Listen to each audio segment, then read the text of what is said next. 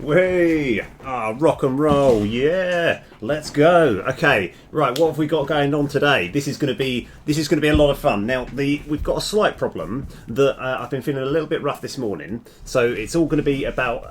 Hey, KO2 fan. Oh, my man, how's it going? Oh, wicked. Rock and roll.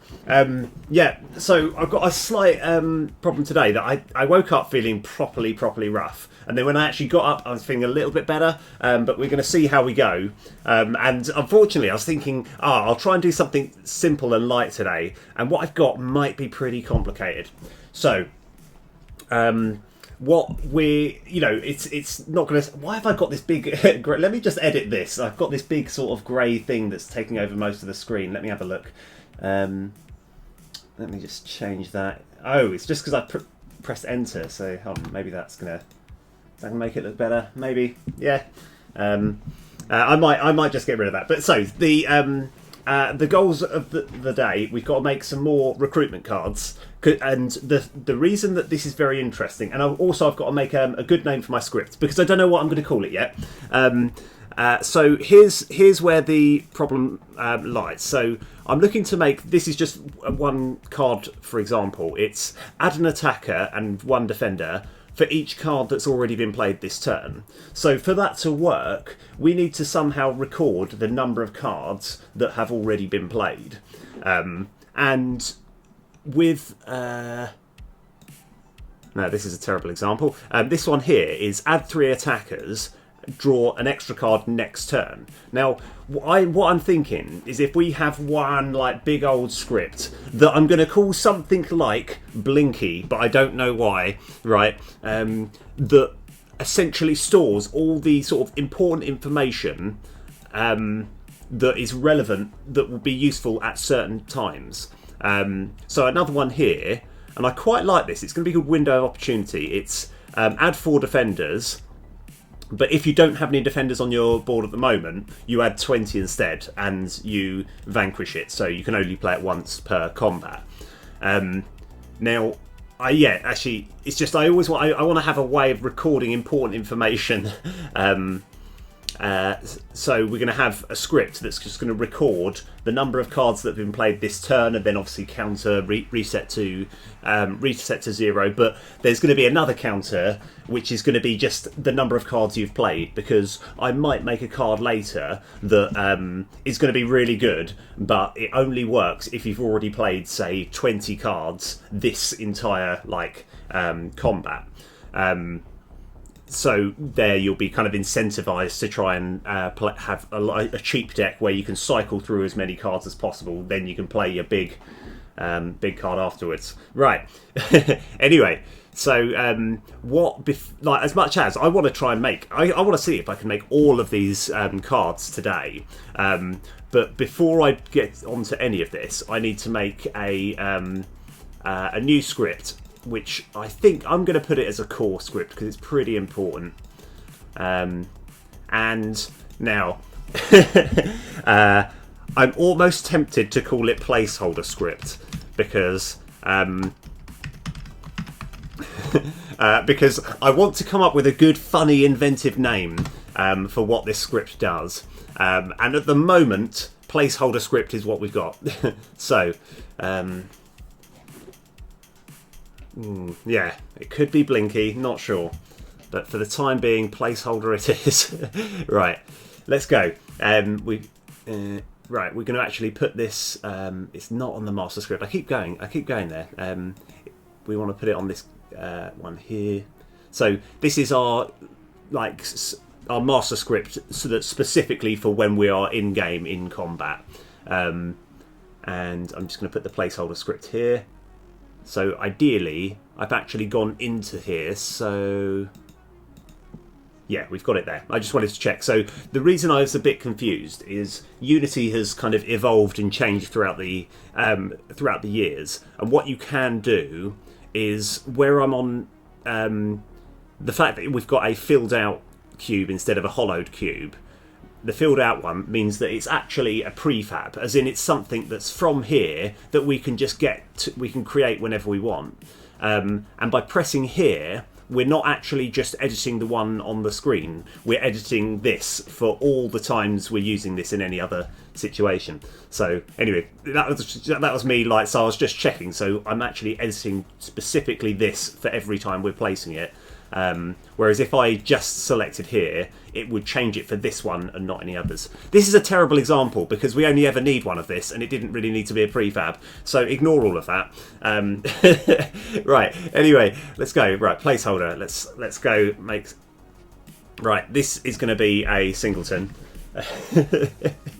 And a long explanation for something that wasn't necessary. It's like, oh, that would have been useful, but why did you have to do it on what is a singleton object that you only ever need one of?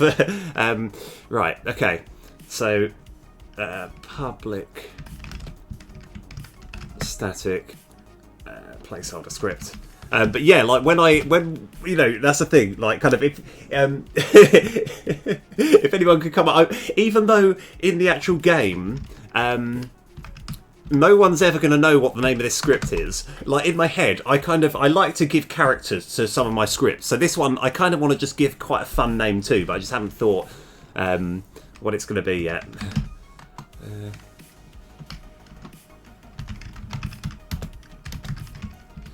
So we're just using public static placeholder. We're using this one here so that we can make this a singleton, right? Because the idea is loads and loads of scripts will eventually, loads of different things are going to want to get access to this. So by having us this bit of code here, we're making it a singleton so everything can get to it. So now we're going to just start putting all of the variables that we're looking to change, and for the time being I'm going to keep this as public, but we might make it private, but we're going to keep it public for the time being. So public int number of cards played this turn, public int number of cards played this game. So the reason that I've got this number of cards played this game, and there might even be like so's that when the game has been fleshed out a little bit more, I want people to actually have a look at the record of like the number of like games they've played or the number of cards they've played ever. You know, I like these big numbers where you're like, wow, this person's spent a lot of time on this game. You know, because I did that with Box of Tear, where you have a sort of timer where you can get records and stuff. Oh, Tassido, how you doing? You alright? Oh, wicked. Right, yeah. Yeah. Oh, how's everything rocking? Wicked. We've got a script here at the moment that's called Placeholder Script.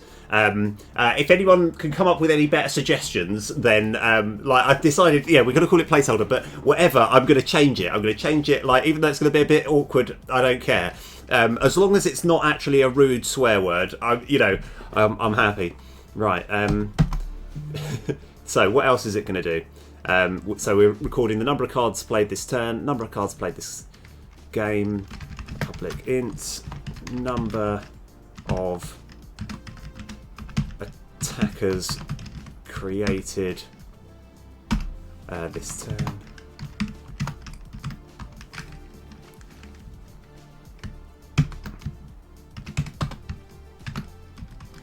So I'm not going to create all of the variables here, but I think all of this, I want to kind of have some sort of counter that's going to be recording all of this. There we go. Defender as. That's the thing. What else do we need? You know, we'll stick with that for the time being. And even though this is public and this isn't 100% necessary,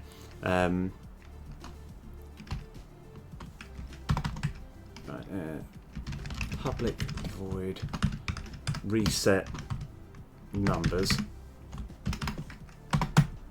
There we go. So yeah, we're going to have reset numbers. We're going to set all of these ones to 0. This turn.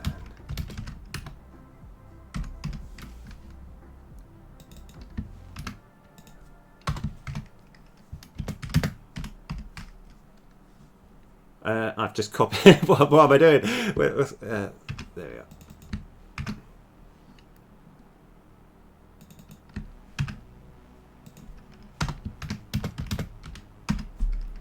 Okay. Right. Yeah. So I've got a plan. Oh yeah. So what I want here is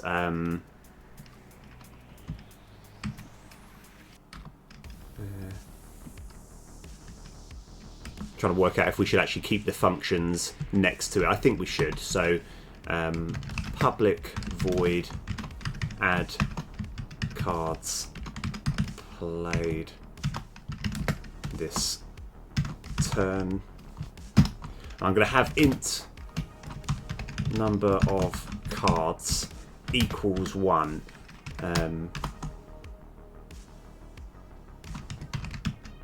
Number of cards played this turn plus and oh no, plus equals it's always going to be 1. Right, okay. Plus equals number of cards. I probably should call it number of cards with a plural. How many? Right, okay, yeah.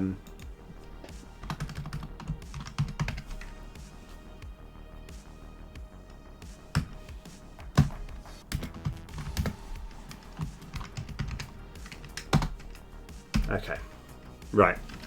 So this will all make sense at some point.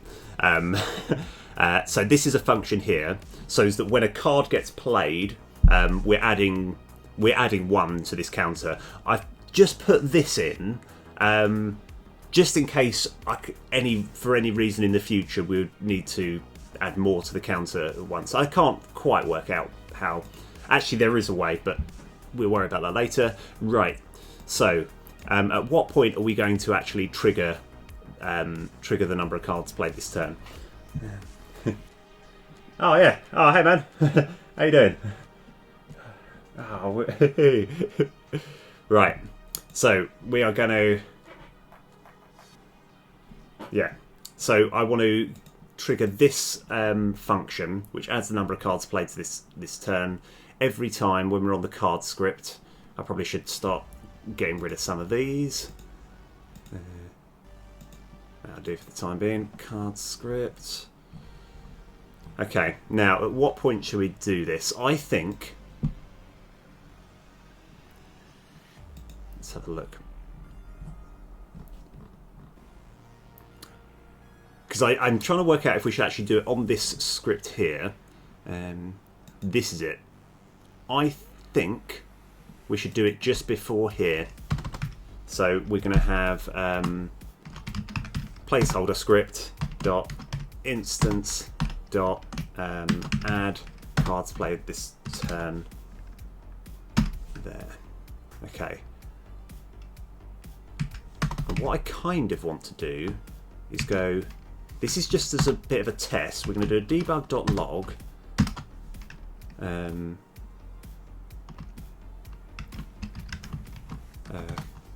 We want to just get access to the name of the card.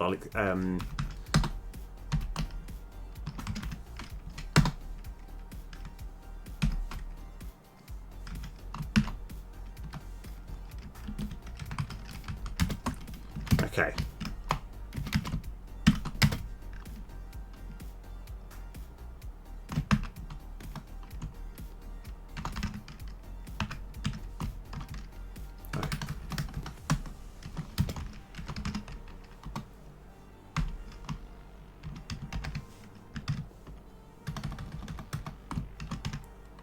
I always do that mistake. Whenever I make a singleton, I always forget that I need to put dot instance. So yeah, anyway, dot instance cards played. No, actually, number of cards played this turn. So the reason that I want to do this is I want to play like 4 cards in a row or something, or 3 cards in a row, and see if everything goes in the order which it should do. So so in the debug, I've got to clear up. I've got so much stuff on my debug thing that it's beginning to kind of look a little ugly. So I might just have a little bit of a clean up later. So my plan right now, 1, 2, 3, 4, 5. Okay, 1, 2, 3, 4, and 5. Oh, did I not save it? I might. Did I just not? Why did it? Oh, maybe the debug. Sorry, no. I'm trying to work out. I should be getting debug messages, and oh no, I have. I just switched them off. Okay, right. Here we go. So I did cheap conscript, angry Chuck, cheap conscript. Yeah, that actually worked in the order. So this should be fine. Okay, right. I just wanted to check that it was recording. So 0 cards had been played just before the cheap conscript had been played. Then 1s and 2. Okay, so this worked. Now we can actually work on making our first card, our first card of the day, which is going to be somewhere. Right, resources. Create a new card. I think it was going to be called Dynamic Recruit. Let's have a look. That is why. I think, like, as time has gone on, I've really been able to appreciate the sort of dark screen of coding, right? And then suddenly you kind of, it's like, what is all this? What is all this? You know, I don't get enough sunlight to be able to to live with this screen here. So don't worry, don't need to stare at it for too long. It's going to go back to the nice coding screen soon. So Dynamic Recruit. Here's all the information that I want. And so now we can actually use the information that we've got about cards played per turn for this card to work. However, just occurred to me, I didn't reset it. So this would, the number of cards played per turn won't actually reset. I think the only problem is this is WordPad. Now, WordPad is one of these ancient relics that I don't even know, like, it will be like...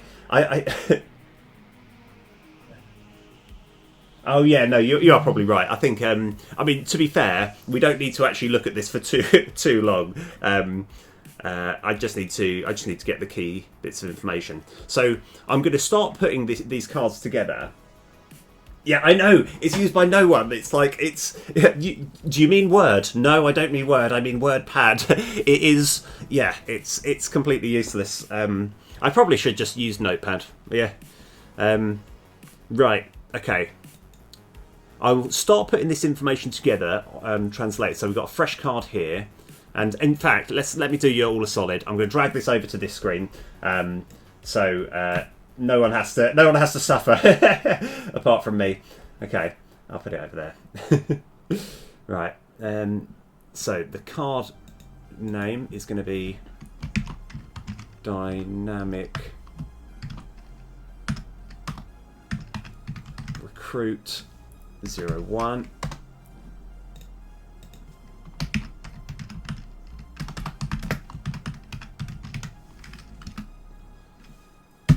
So the clever thing about this card is the first level it's going to cost 1 mana, the second one it's going to cost 0, and the third one it's going to still cost 0, and it has double the effect.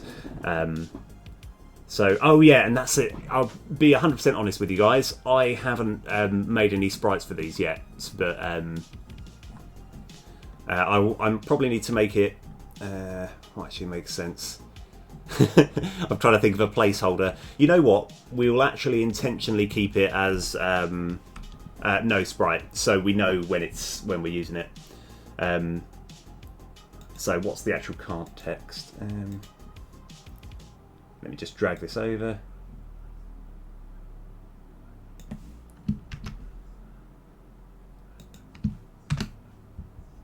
Right, there's no vanquish key hints. So we've got so there's 2 key hints, which are the number of attackers and number of defenders. So that will be 1 and 1. The int type we're going to have attacker and defender. And here's where it gets a little bit complicated. So I think we need 3 of these. So this is what I'm trying to do now, is using what I was always considered. It was quite clever what I did last time. It's breaking this up to sort of compensate for like when we have bonuses.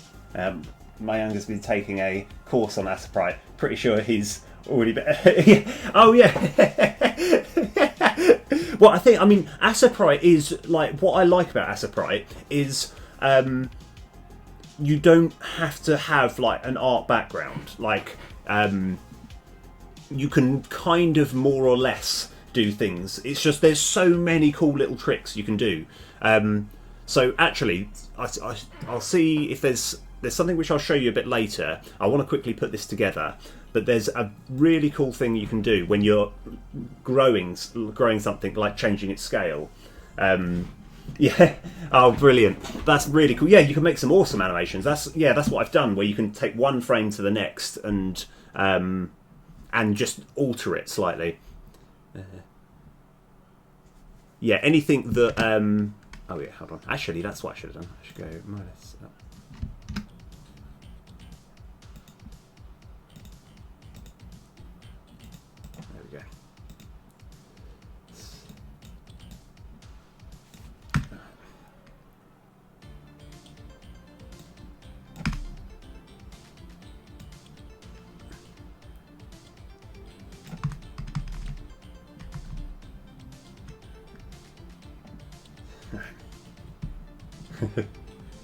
Oh yay! Oh Kev, how's it rocking? Yeah! Oh wicked!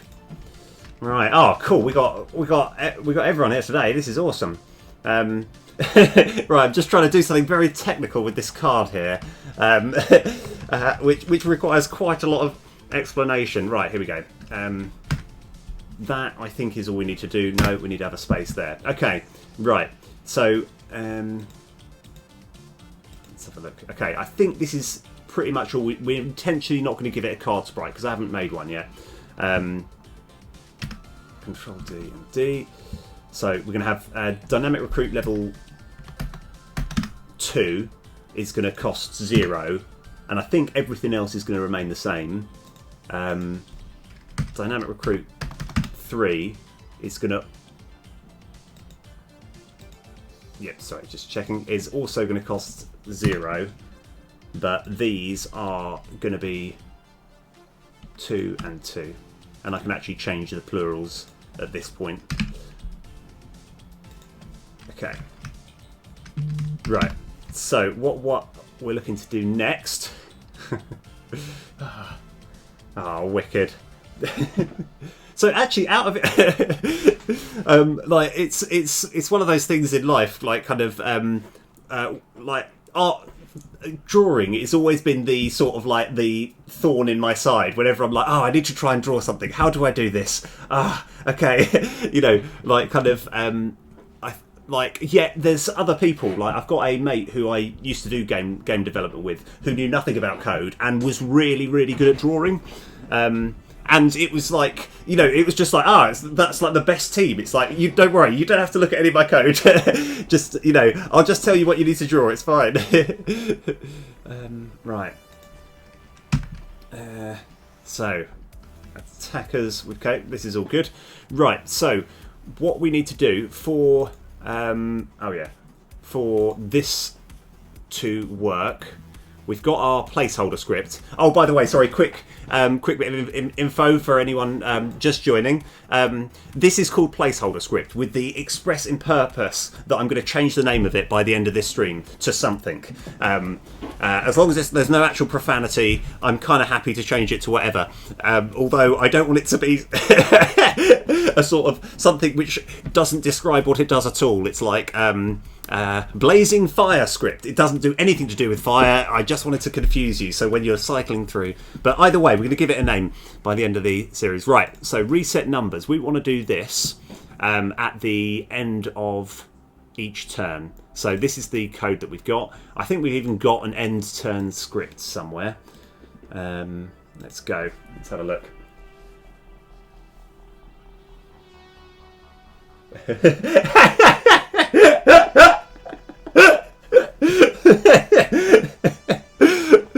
Oh, okay. I mean, like the thing is, at the moment, that's the winner, right? I really hope. I really hope. You do know, like that's how. Like, if anyone can come up with a better name, please do, because I will. By the end of this stream, I will change this to delete this script. Right. Okay. End turn master. So I think this is basically. End turn routine. Begin combat.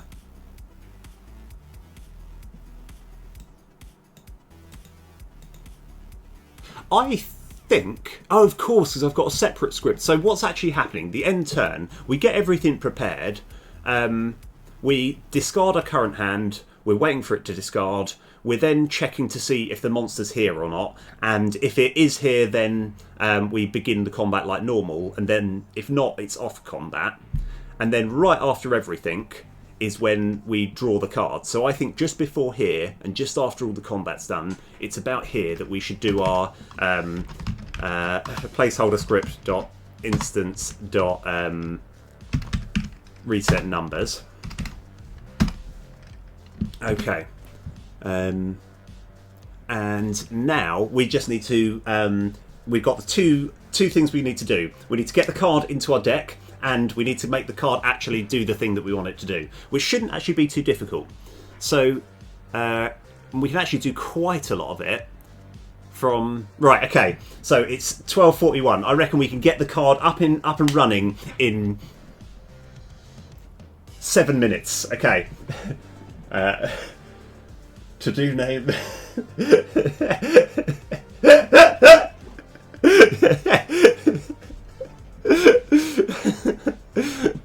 Oh, okay. I mean, okay, right. Now I've got to make a decision between the two. Right. Two different types names of scripts. Right. Anyway, right. Reset the numbers. Let's go. So we have got our. I think we can do almost everything just from the card action script. So this bad boy. Let's go have a look into it.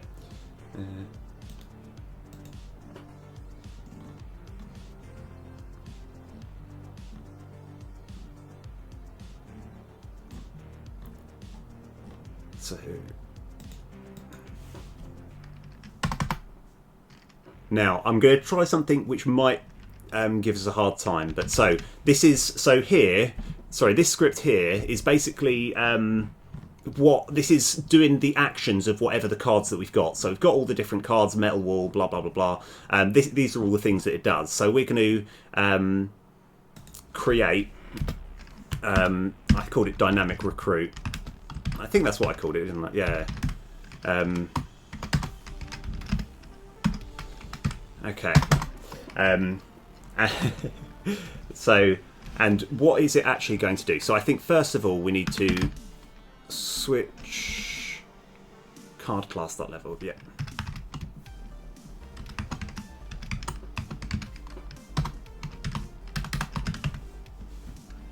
It's not that, is it? Why have I called it card class? That doesn't make any sense at all. Let me just look back. I'm actually going to rename this to card SO. I think that will. Sorry, this is just an important. This is a different rename. Don't worry, we're still at the moment to do this. Name this script is going to be is the current winner. But this is just something technical that we're going to change. Right. So forget all that. Card SO dot card level. Case 1. So I think, like I said, I think we can actually do all of this from here. We don't need to have we're gonna be calling this card action recruit script, but we don't actually need to do anything new in here. So we just go underscore card. Oh no, maybe we do. No, we do. Sorry, ignore that. I was kind of getting a bit excited here. The slight problem that we've got is this card action recruit script is the card that physically makes the bean and puts it into play, and we need to wait for that to do the thing and then be busy. So card action recruit script dot summon attackers, and now here's where we're going to get a bit. So placeholder script dot instance dot number of cards played this turn. Okay.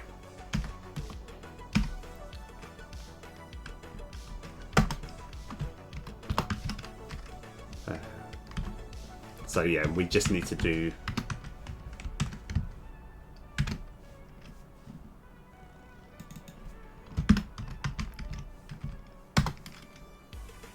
now. Technically, we can also, because the level up, all it does is the level 2 version is exactly the same as the first, except it costs 1 mana less, so that won't have any effect. So I could do this, which I'm kind of fine with, because it took me a little while to work this out. But when we're doing a switch and case thing, game, whatever it is, we're doing, we can actually just have case 1, case 2. So if it's level 1 or 2, then it's just going to do this script. I think, can you even do like that or something? No, maybe not. I don't know. That's how I'm used to doing it. So in this, it's going to be exactly the same. Oh yeah, no, that's it. We've just got one little thing that we need to do. Underscore. We just need to.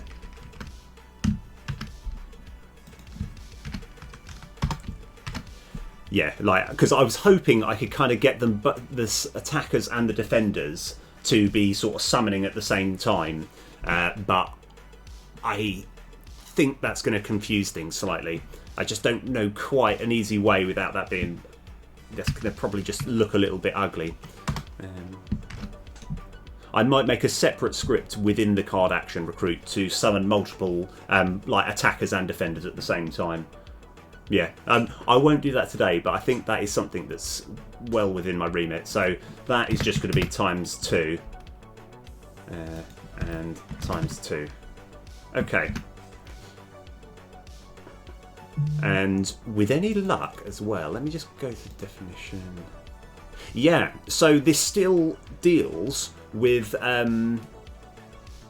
Angry Chuck. So if we say play 3 cards and we'll get 3 attackers, but if we've got an Angry Chuck, that means we get 2 more attackers as well. So hopefully that will still kind of work. Right, okay. I just need to. I think that's pretty much everything we need to do. We're going to put it in the deck. We'll know which card it is because there's going to be no sprite as its artwork. Let me have a think. Oh yeah, of course, I actually need to put it in the deck. So we've got our master. I'm just kind of going to call this dynamic recruit.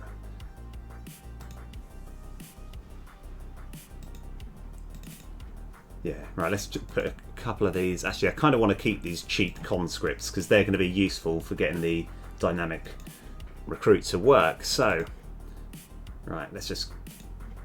Actually, I kind of want that as well. That'll do. Right.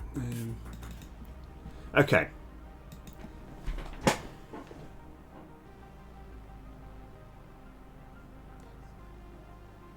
Let's have a look. Right, there's no dynamic recruit here. Maybe we draw into one. No.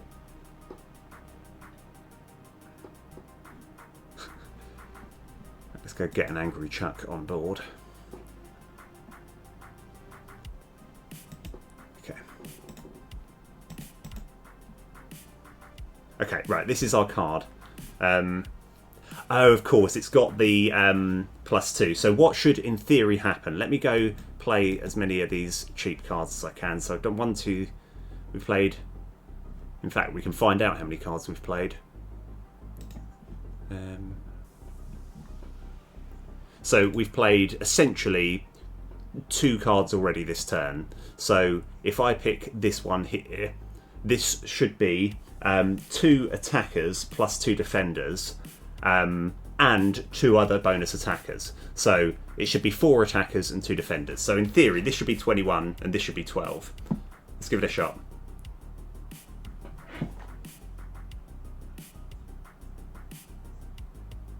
Yeah, I know why that doesn't work. It's because it's including the card that it's actually played itself. So let's just have a look. Yeah, this is easily fixed. I literally just need to put a -1 somewhere and it should be fine. But I'll try and see if I can express the the problem. So number of cards played this turn is 3, right? Which would mean, let's just look at defenders for the time being. So this would be 2 defenders times 3, so it should be 6 defenders. Oh yeah, fair enough, man. I'll see you in a bit.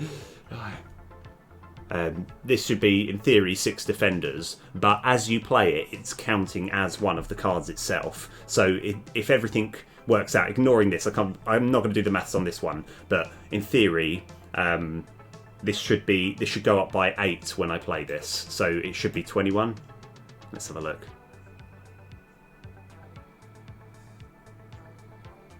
That's not even close to being right.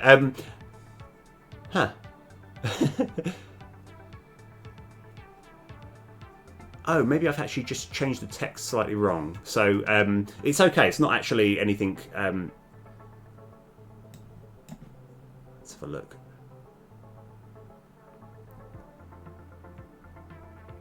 Oh yeah. So let me just have a little look. So the slight problem that we're coming across now is I actually need to look at. We need to work out if this is a level 2 or a level 1.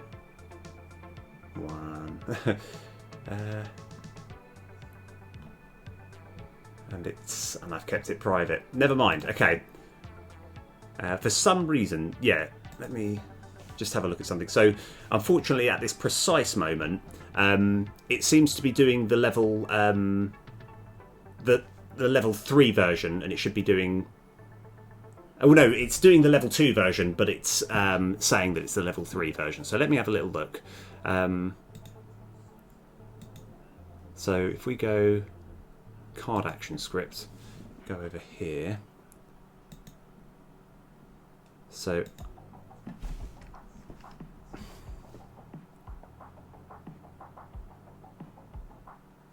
right. So I'm just going to have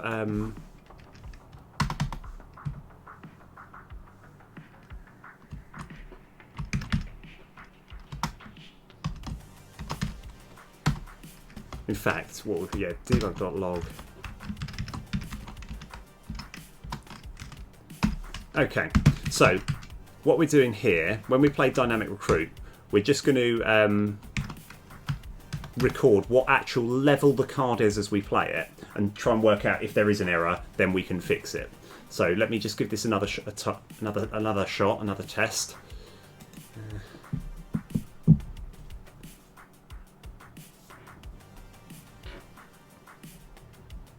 Okay, cool. It's useful that we've got this in our opening hand. So let's play this. Oh, that's interesting.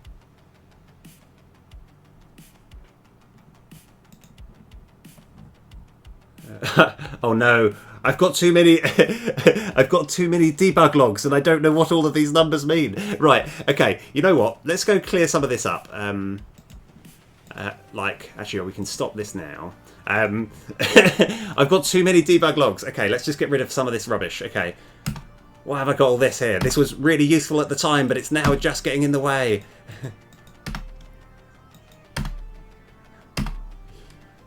So, sorry, debug logs, that's where you can send a little message so you can get info at certain points of the script which is really, really useful. But it is kind of important after you've done it and you've found out the thing that you want to find out. Oh, I didn't save it. That's why we haven't got it. I'm just going to have yo.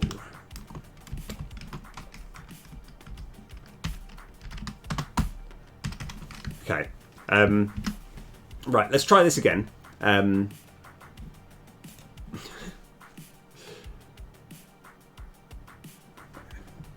So we've got, let me have a look.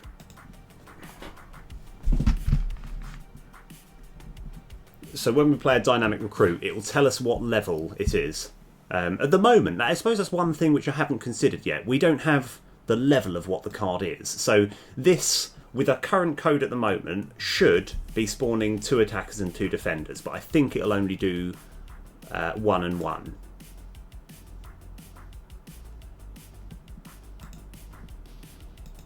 Oh.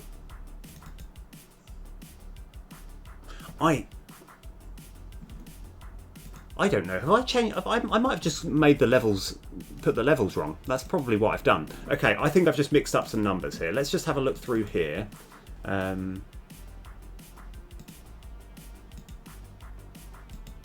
Oh, I see. Okay, I forgot to actually change the card level. So Dynamic 01 is going to be card level 1. This is going to be card level 2, and this is going to be card level 3. Okay, and now what we need to do as well is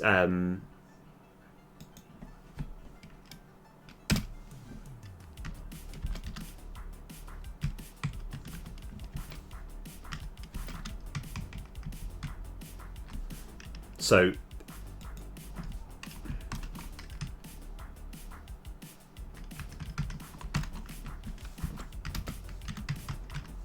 what am I doing here? At the moment, it was summoning 1 more unit, because I want, as you play it, it to be the number of cards you've already played. So if you've played 3 cards, then it will summon 3 attackers, 3 defenders. That, even though that is the 4th card. Whereas before, it was counting that 4th card as one of the cards that you've played.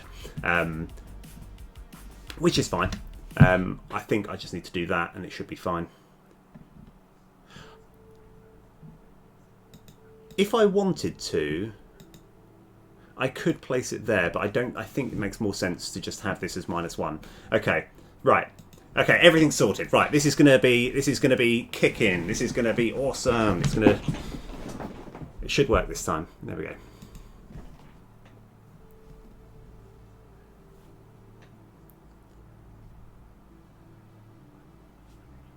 Right, so in theory, this should be 0. Nothing should happen. The card is nothing's going to happen at all. Good. That's exactly what I wanted, because no cards have been played. Whereas if I played this now, we should have 2 of each. Yeah. Okay. Dynamic recruit. You know what? This is pretty much sorted. All we need to do is draw cards. I mean, obviously, this would have been a tactically terrible play because. Yeah, alright, now we've played a few cards. Let's see if look. Oh, we barely spent any mana. Right, so now this should be pretty good.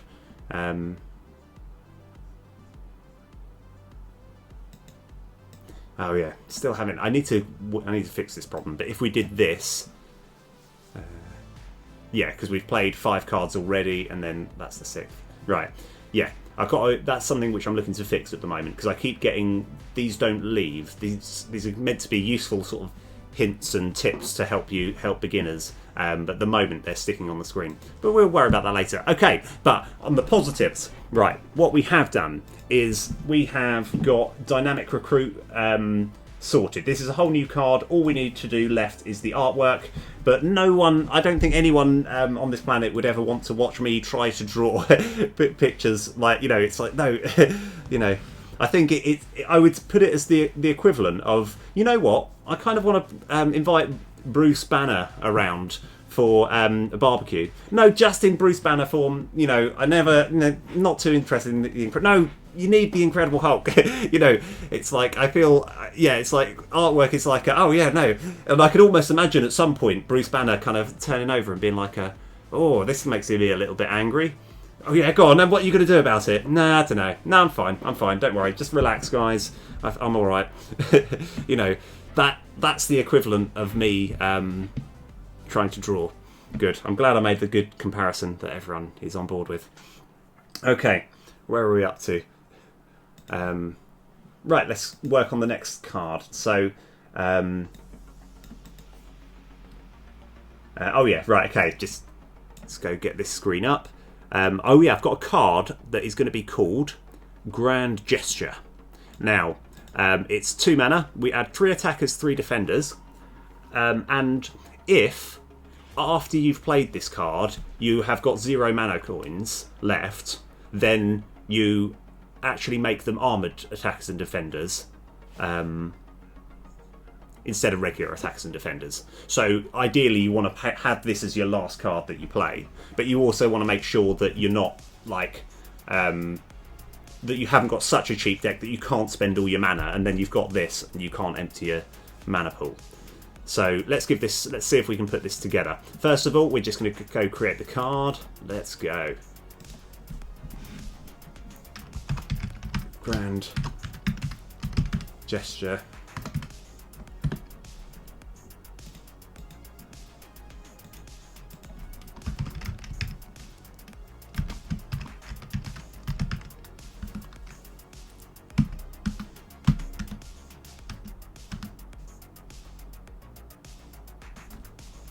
Oh yeah, the text is...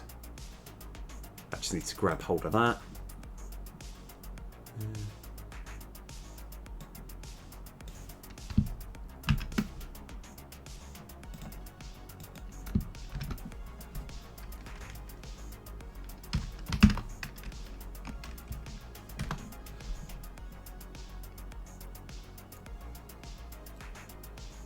No, this one isn't Vanquish. Right, so we need to have a look at our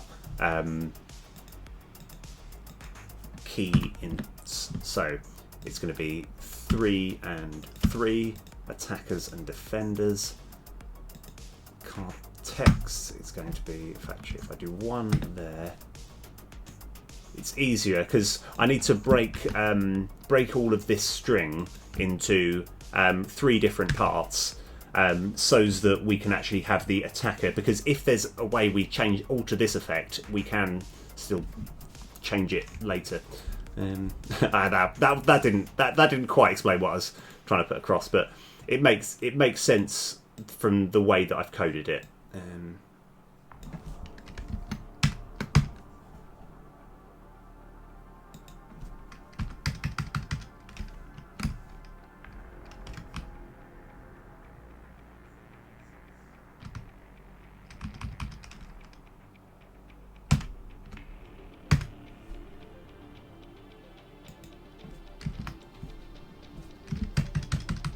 Okay, so we've got add 3 attackers and add 3 defenders.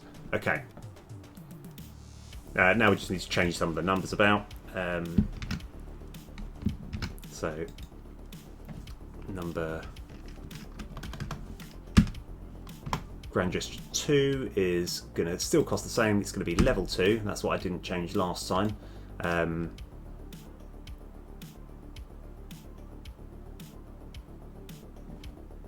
I can't remember any of the scaling. Oh, 5 and 7. That's fine. Okay. 5, 5. We can change these ones here as well. Okay. Yeah. Now we just got to make Grand Gesture 3. So that way, yeah, basically I want each card to have 3 levels, 3 sort of 2 upgrades. So, and as a general rule, I always want to make it so that if you're leveling up a card from 2 to 3, that's actually a bigger, more impactful level than if you were to go 1 to 2. So you're kind of incentivized to try and like get cards to level 3 because they can become really, really good. But it's going to be slightly more costly to get cards from 2 to 3 as opposed to from 1 to 2.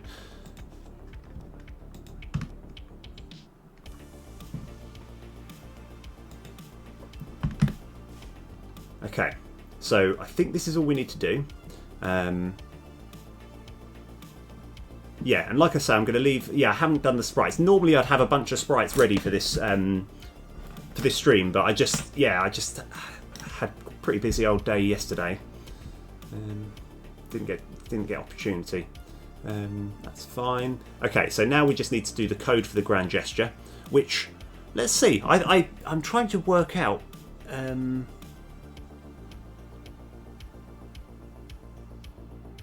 Yeah, right. Let's have a look.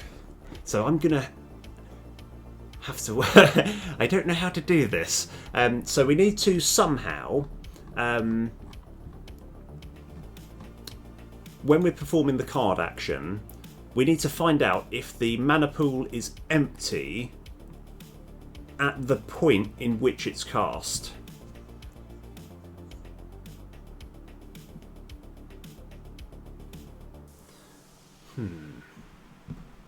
I know, I probably should have thought this through.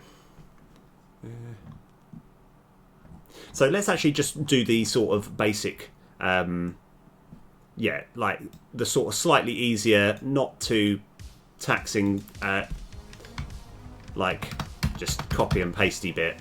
And then while I'm doing this, I'm going to be trying to come up with a good sort of system.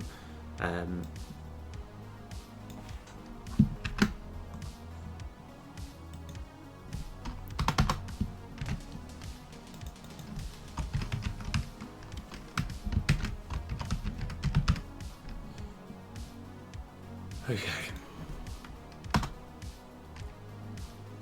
Ah, no.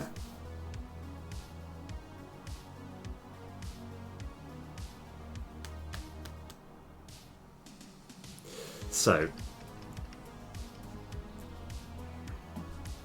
going to have if, yeah.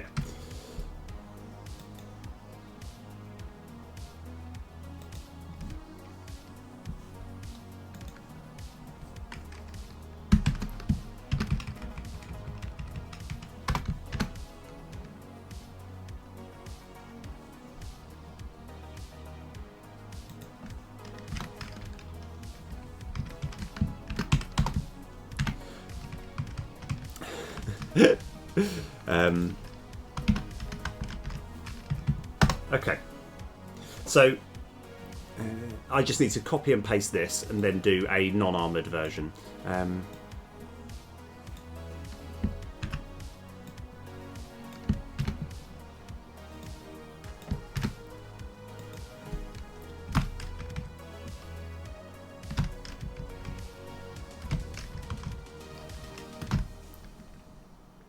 And then copy all of this. Put this over here. We just need to get rid of the word armoured.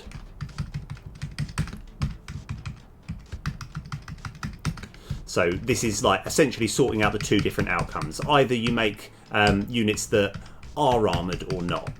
So, I mean, this is the easy bit. I'm just trying to work out. I need to have an if statement, and I need to work out how to actually translate the information. So, and I just cannot quite work out how to translate the information. Let me have a...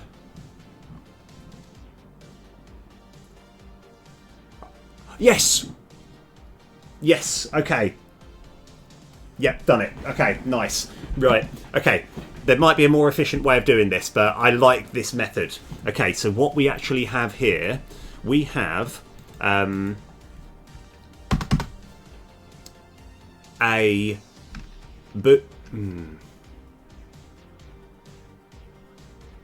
no. Oh, it made so much sense at the time.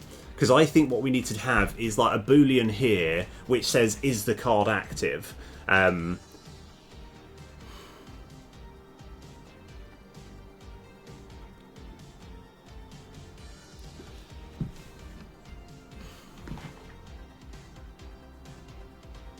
Okay, right.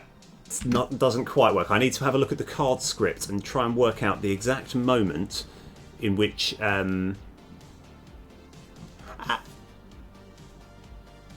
yeah. Right, sorry, I've been waffling for a long period of time and not actually made any points. It's partly because I'm thinking where we're going.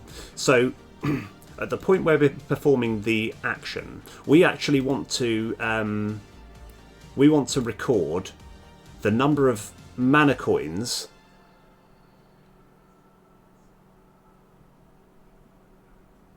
at the number of mana coins that it will cost. But unfortunately, I've actually got it so it spends the mana coins after we've performed the card action. It's actually how it works. I haven't really been paying attention. So, let me just test something. Because I sometimes I just kind of forget the actual order in which everything happens.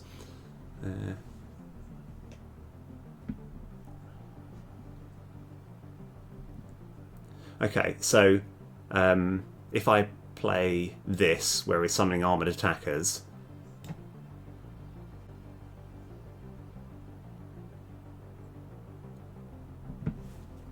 Ah, no, it doesn't. Okay.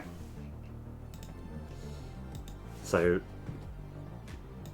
yeah, it's saying perform the action, which is adding it onto the queues of all the actions that we need to do, the card action. So if you play multiple cards at once, it will just add this to the queue.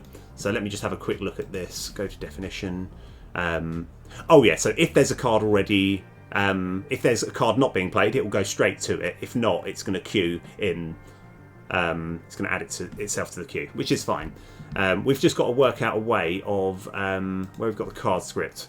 We need to work out.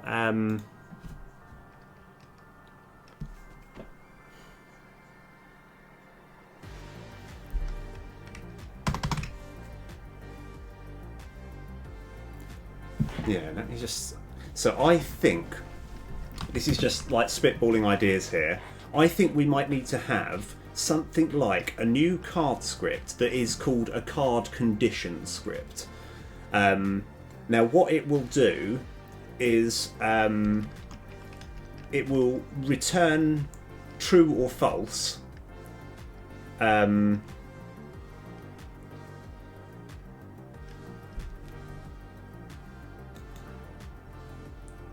yeah, it will. So this is going to be a big script that will check any cards that need a particular condition to get active. So I've actually done that multiple times.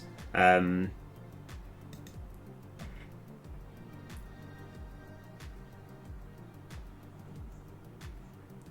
yeah, so... Actually, you know what? I'm going to, before we do this, I want to just experiment with something, see if this works, and if it does, then brilliant, wicked. Then I'm not going to worry about this. But I'm going to just kind of card condition script, because I've got an idea, and I just can't quite work out if it's going to work yet. So we have card action script over here. And we've got our grand gesture. So now, if we have a statement here, if mana script dot... I don't have access to the mana script, do I? Let's have a look.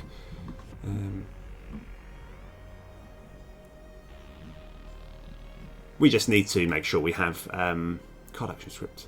So I think about here is where we're going to want the mana script.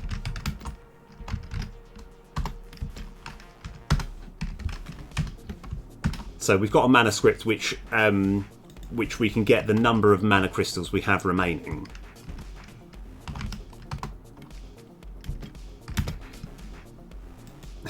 So I've actually got a setup here. So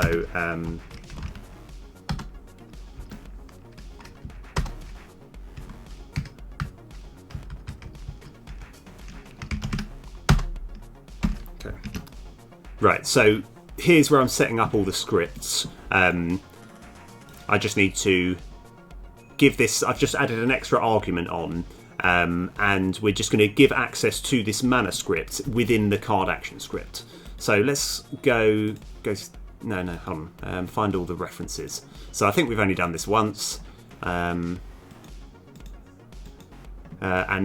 this is basically this script here, the main game master, is where we create everything and get everything set up.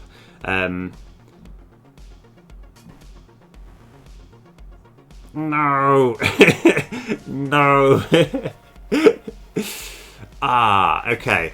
Right. Okay. Now,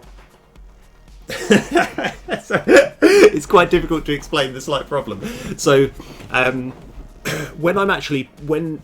what's happening in this script is the whole game is summoning. Everything is coming all together bit by bit. So we're summoning the hand, we're summoning where the deck is in the bottom left, we're creating the discard pile, we're creating all of the buildings, everything's coming together, and then this card action script, which is just a script that's attached to something, looks at all this, says, oh, I need access to all of this, right? Let me, in our setup, we're going to get access to all of this. Now, after I've done this, I've now created my mana script, right? But I want the mana script here. Whereas if I were to do that, at the moment, this mana script would be pointing to nothing because we've only just created it here. So what I could do is I could kind of like sort of look away, just say, just don't look at the screen, it's fine. I'm literally doing nothing. If anything, what we'll do, we'll even go on to full screen. It's like, yeah, I'm doing absolutely nothing at all. Everything's fine. Everything is completely fine. You wouldn't even think that anything's happening. So everything's fine. And I don't know why you're worried. And then like, and we just need to, we didn't move anything. It's exactly the same. So we just leave that there. Okay, alright, I'll explain what I've done. I've actually just moved this just on top of here so that we have access to the mana script. The reason I don't particularly like it is the only reason we've done it is because we need access to this mana script and we haven't created it yet. So I just sort of swap the two over and hope it all works. Okay, right. What have I done? Oh, I see. I was actually still clicking on my thing. Let me... What is...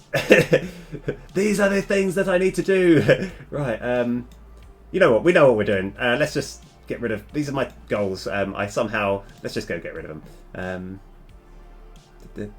Okay. Right. So, that was a long-winded way of getting hold of the mana script, but that is absolutely fine. Okay, everything's good.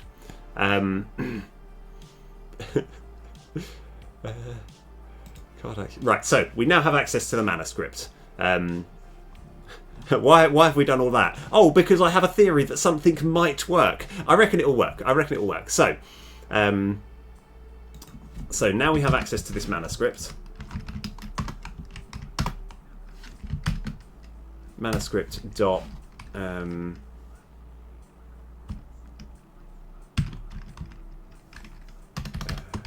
get. What does this mana script do? I know we can get hold of the number of like mana coins we have left. That's what we're trying to do. I just can't remember how to do that. So we'll go to the definition.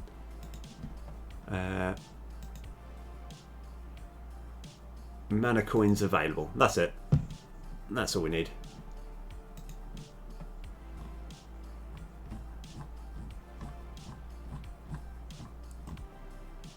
So if mana script dot mana coins available is equal to 0. Actually, we'll make it a switch statement. I think this will look slightly better.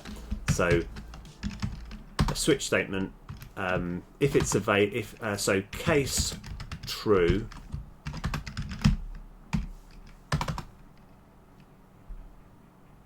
oh.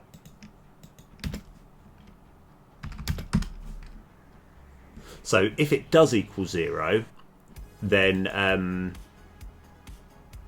we want to... I'll start with false first, actually.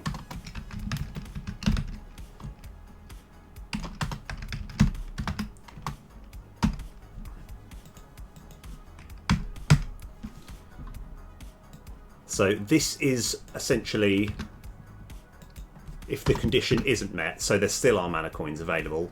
And this is going to be if the condition is met. And we don't need any of this. Okay, so first of all, I want to see if this works, and I think it will. And then what we'll do is we're basically, I'm going to kind of zero in on the problem that we have, which, like, I think, yeah, as I say, it's going to be one of those problems that most people might not even be able to work out or realise as they're playing, but it is a problem. So first of all, again, we need to put these new cards in. So what did we call it? We called it Grand Gesture.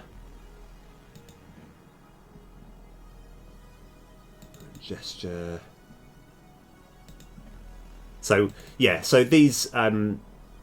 I think there's 14 cards in here, and it's quite nice. I can just add whatever cards I want into the deck using this script. So let's go Grand Gesture there. Okay, we've got enough Grand Gestures so that hopefully everything will work.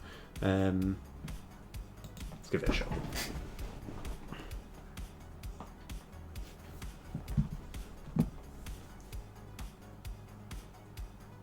Okay, right. So we play one. All right. Now this should just be 5 attackers, 5 defenders. Let's just check that works. Okay, that's fine. Now I've got Metal Wall, which is going to make these guys armoured. Now, when I play this, it's saying add 3 attackers and 3 defenders. If your mana coins are empty, make them armoured. So in theory, we should be creating 3 armoured attackers and 3 armoured defenders. Let's give this a shot, see if this works.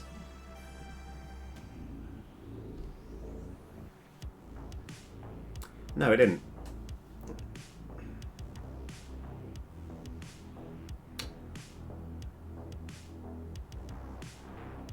Oh, hang on. I worked it out. I know what the problem is. And actually, I know a decent way of solving it as well. Yeah, I know the problem. So I'll explain the problem that we've got and why it didn't work. Where we've got here, mana coins available equals 0, we're testing to see if we have 0 mana coins available. But at this point here, hold on, where is it?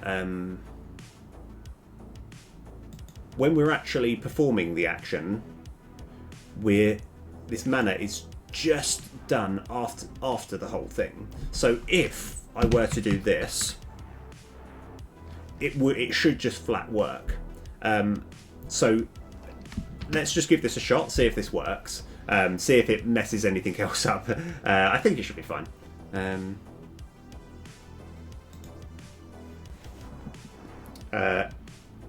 Yeah, because what we're testing to see how many mana crystals we've got left. Yet, as we're casting it, it hasn't taken off the mana before we're checking. So this should, in theory, work. But I want to create another problem that we'll get, and then try and fix that.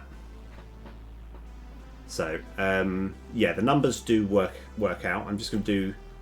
Let's just start with a Grand Gesture. So this is an unbuffed, they're non-attackers, right?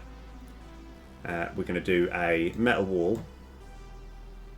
Okay, now we've got 2 mana crystals left. So in theory, this is 3 attackers and 3 defenders. We should be adding 3 armoured attackers, 3 armoured defenders, because after having spent the 2, we'll be on 0 mana coins. Okay, all right. So this is actually really good. Now, I'll now explain why this isn't the perfect answer.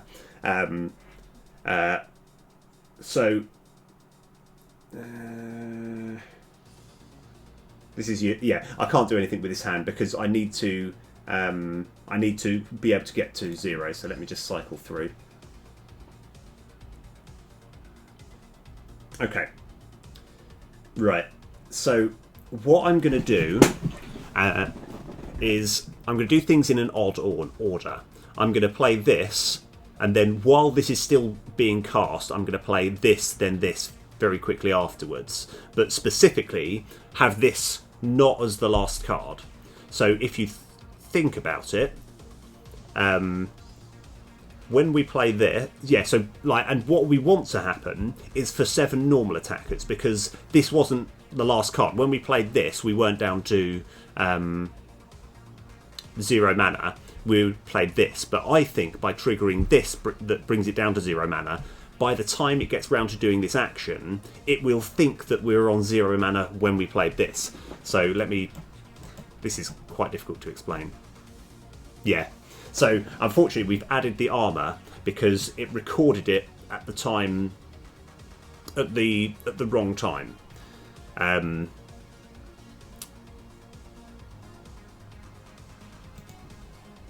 So how do we fix that? Oh, nice one. Cheers, man. Alright, sorry, my brother bring me some coffee. Right, nice. Okay. How do we fix that? Script. So what we really need is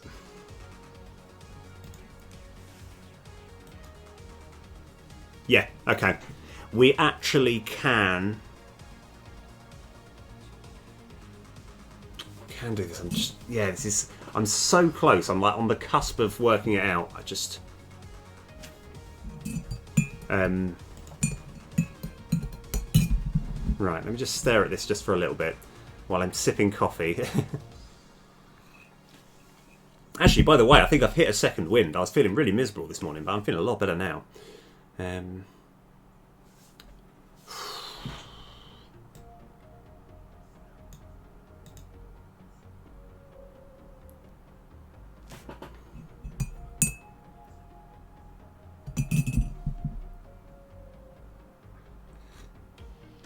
Okay, there might be another way, but I'm going to do a method that makes sense to me.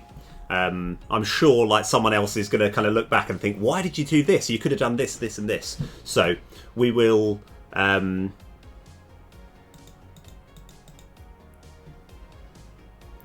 yeah. Okay, so where are we? We're going to create a script. I'm going to keep it in core, but card action. No, we can. I'm going to keep it in card scripts. So create C# script. We're going to call card condition script.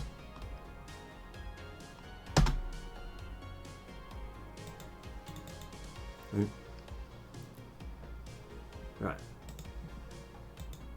Let me just open the correct one. I'm just going to close all this just to empty all this. Okay, so what is the purpose of this? We are going to have a public static card condition script that we're going to call instance.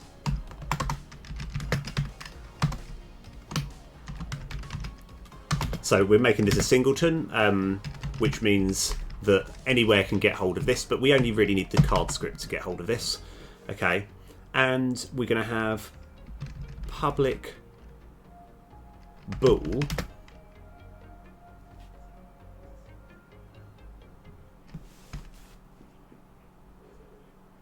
actually we don't even need a boolean. Okay, public void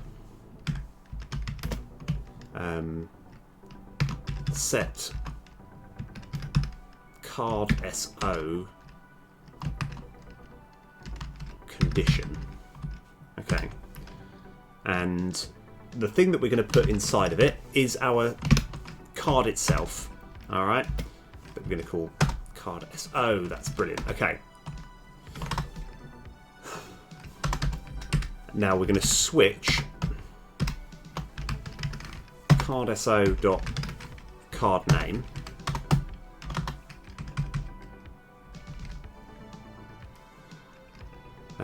case grand gesture.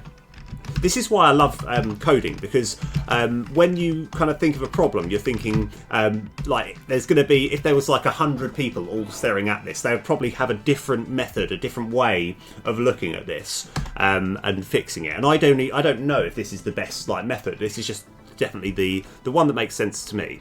So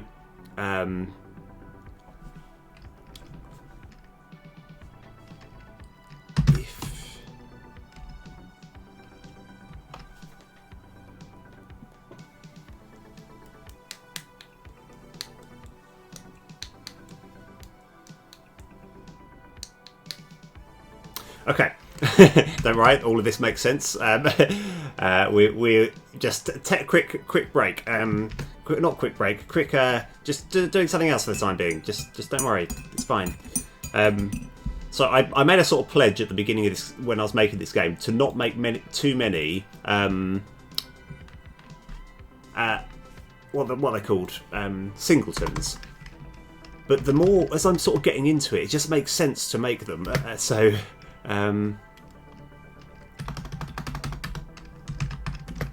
yeah, public static. Yeah, because it's causing me more and more work to try and work around not having a singleton.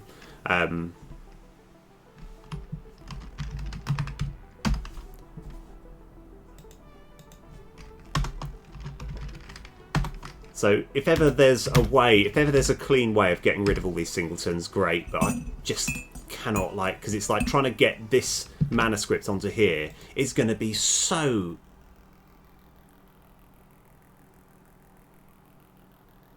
No, maybe it's not. No, okay, ignore it. No, we don't need it. It's fine. It's fine. Sorry. I just thought I'm just going to do the method which I usually do. I think this is my sort of way around it. So we're going to have a public manuscript over here, and private manuscript get manuscript.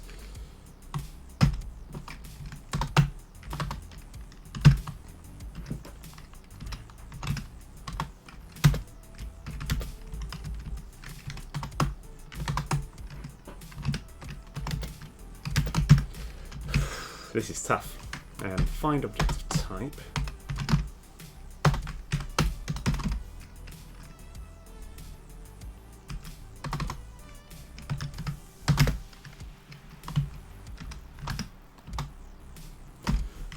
Yeah. So I'll explain everything that I'm doing. We have singletons are really, really useful scripts that you can make, which are global, that any other script can access it and do the thing that it wants to do on that script, which is absolutely brilliant. One thing that can get complicated is if you add too many singleton scripts, because you've got like I think there's too many cooks spoil the broth, or whatever it is. You have too many things that you can access, and it can begin to get complicated. And I think having too many can also be inefficient. So, inefficient on the processing power, because sometimes you'll need loads of things. Will need to call this script, and I don't know. I don't really know. I don't know the technicality behind it. I've just been told you want to avoid using too many singletons, even though they're really useful. So what I've done instead is, because I realised I need to get access to the manuscript for this to work, we've got a variable, which we can actually, this can remain private, it doesn't matter, that is going to be a manuscript that as soon as it's created, it's got no idea where this manuscript is. It is just an empty null void. So once we have done this get manuscript, we're checking to see if the manuscript is equal to null, and if it is, we're then using this find object of type manuscript, and then we're returning the manuscript.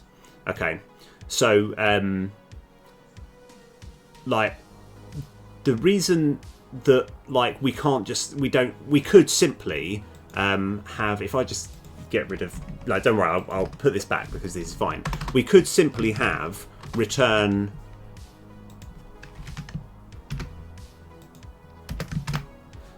this would work fine.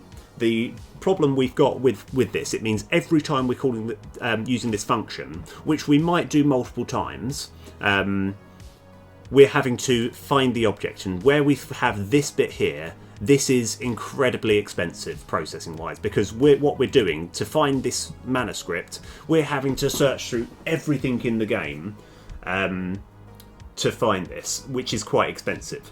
When I use the term expensive, I mean expensive on the processor. Doing it as a one-off doesn't matter too much, but if you're doing it over and over, it is a problem. So we're checking to see if it's null, and if it is null, then we will do this expensive thing.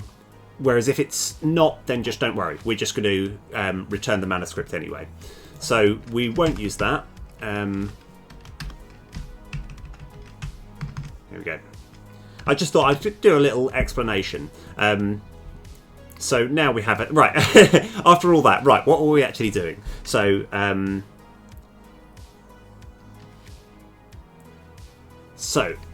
yeah, that was it. Where are we?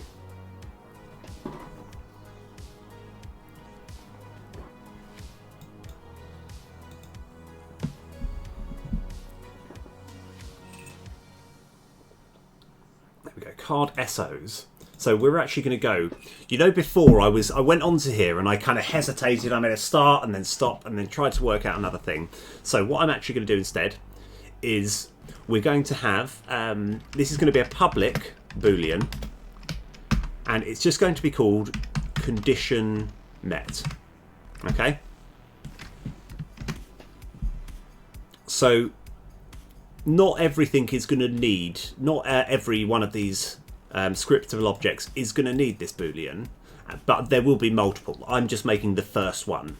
And by condition met, I mean have the conditions been met for you to be able to play this card well. So the thing with Grand Gesture is it's either 3 attackers and 3 defenders, or it's 3 armoured attackers and 3 armoured defenders. Now you want the condition to be met to do the armoured ones because they're better. So what we can have here now,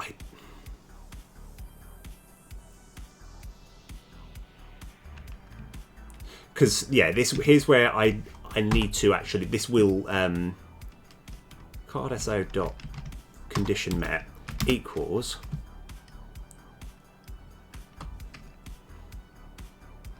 I think this needs to be in brackets.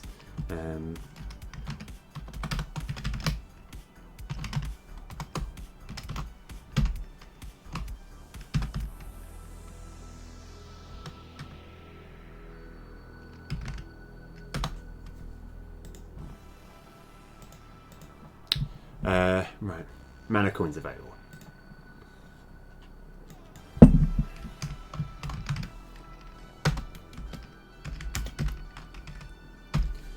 Okay.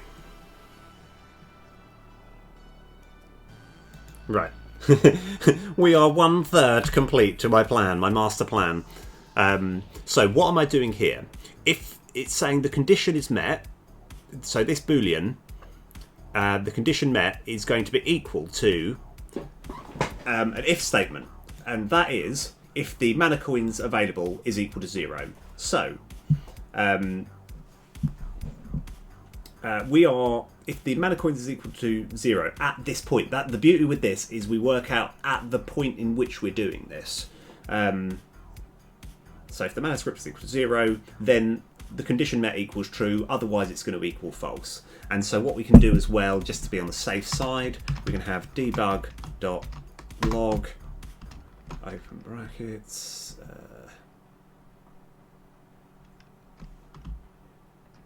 card SO dot condition met. Okay, I just want to fit that in so we know what's going to happen. So now we've made the function, we need to actually fit it in. So we need to go to the card script. So I've learned a good little technique to actually getting to the. This probably isn't the best one, but I've just going to type in here card script. Go to definition.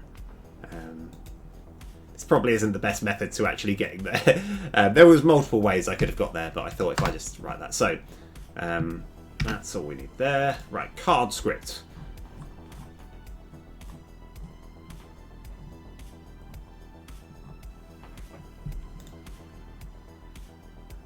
So, oh yeah, we've got, oh hey, robot, 464, yeah, good to see you, yeah, this is, yeah, I'm using Unity, sorry, I've just been on this coding bit, yeah, so, I'm going to be showing off a bit of my game just shortly, I just need to, fit this new bit of code. Right, so, this is where we're going to have our condition met, so, every card that we put in is going to have so card condition is going to have to go through this, but more often than not it's just going to be a null, nothing's actually going to need to happen. So dot instance dot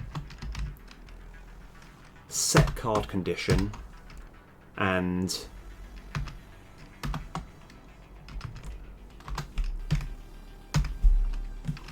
there. Okay, so this should ideally set the card condition. So if it has been met, like with grand gesture, then it will become true. And then I've just got rid of all the useful scripts that I needed. I was trying to be efficient. So we're going to go into our card action script. Let's have a look.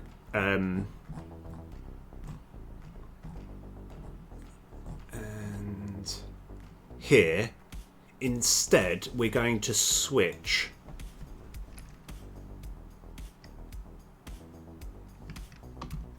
card dot condition met.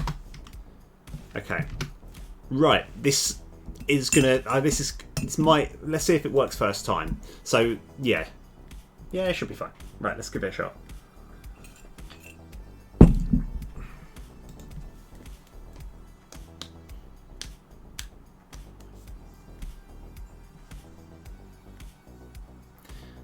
Okay, so we've got a grand gesture here. I haven't got the picture for it yet. So we're going to play it. So ideally, let me just clear all of this. I don't know what all of this is.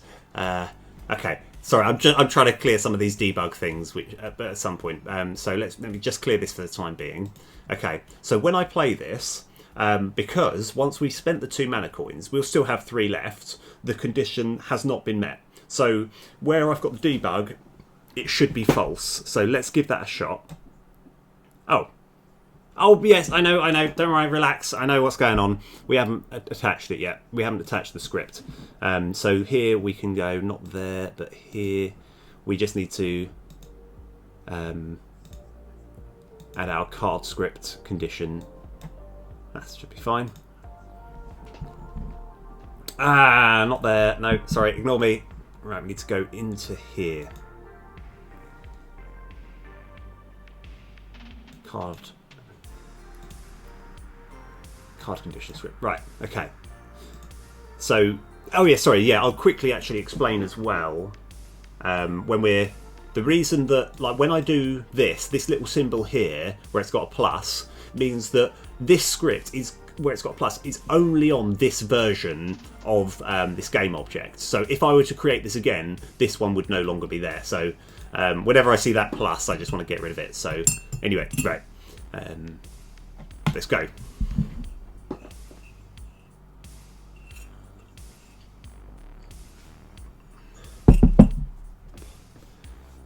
Oh, we've got only new cards here.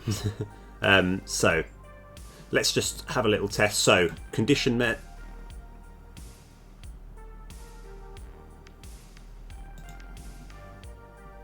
Yeah, there we go. Right, it came up as false, which is what we wanted.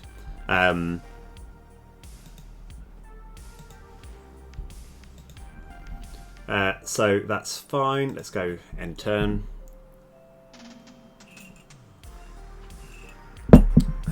We don't need any of this.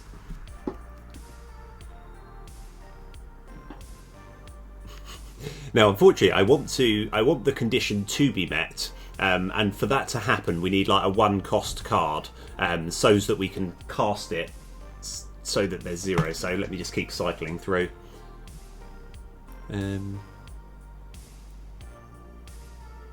I think I'm getting. I don't know if I'm getting unlucky or if I've just set the numbers wrong. I like that flash. I like the way that it flashes. I think that looks pretty good. I kind of want to add that flash effect to other things, like when this gets hit. I want to do that. Right. We are still without luck. Right. Okay.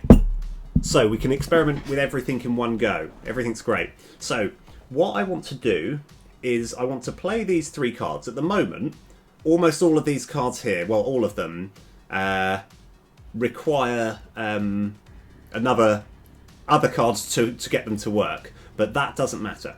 So 1, 2, 3, 4, and 5. Okay, so I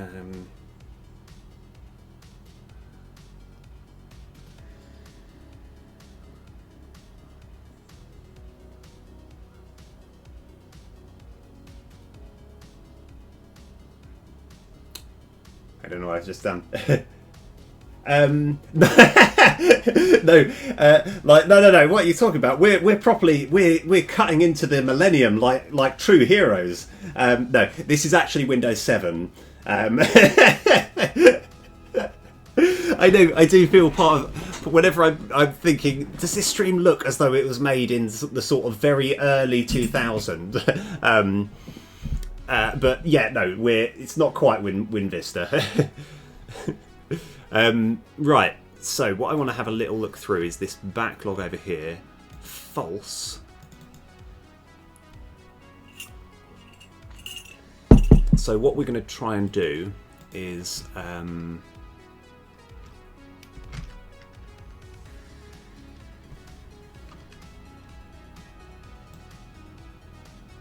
so that didn't quite work as I wanted to.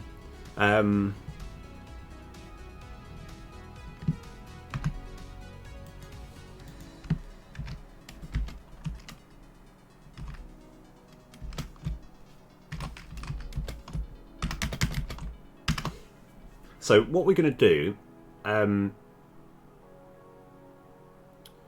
we want to make sure that this condition is met when there are 0 mana coins after you cast it. So let's just try and work out at which point this is done. So find all references over here. Oh, that's why it didn't work, because I haven't...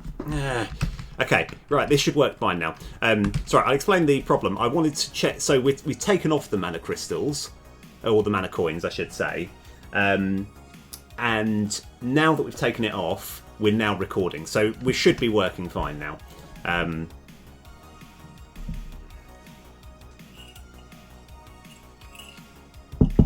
Okay, right, let's give this another shot. The thing which I want to make sure when you play multiple cards at once that it works at the point at which it's played.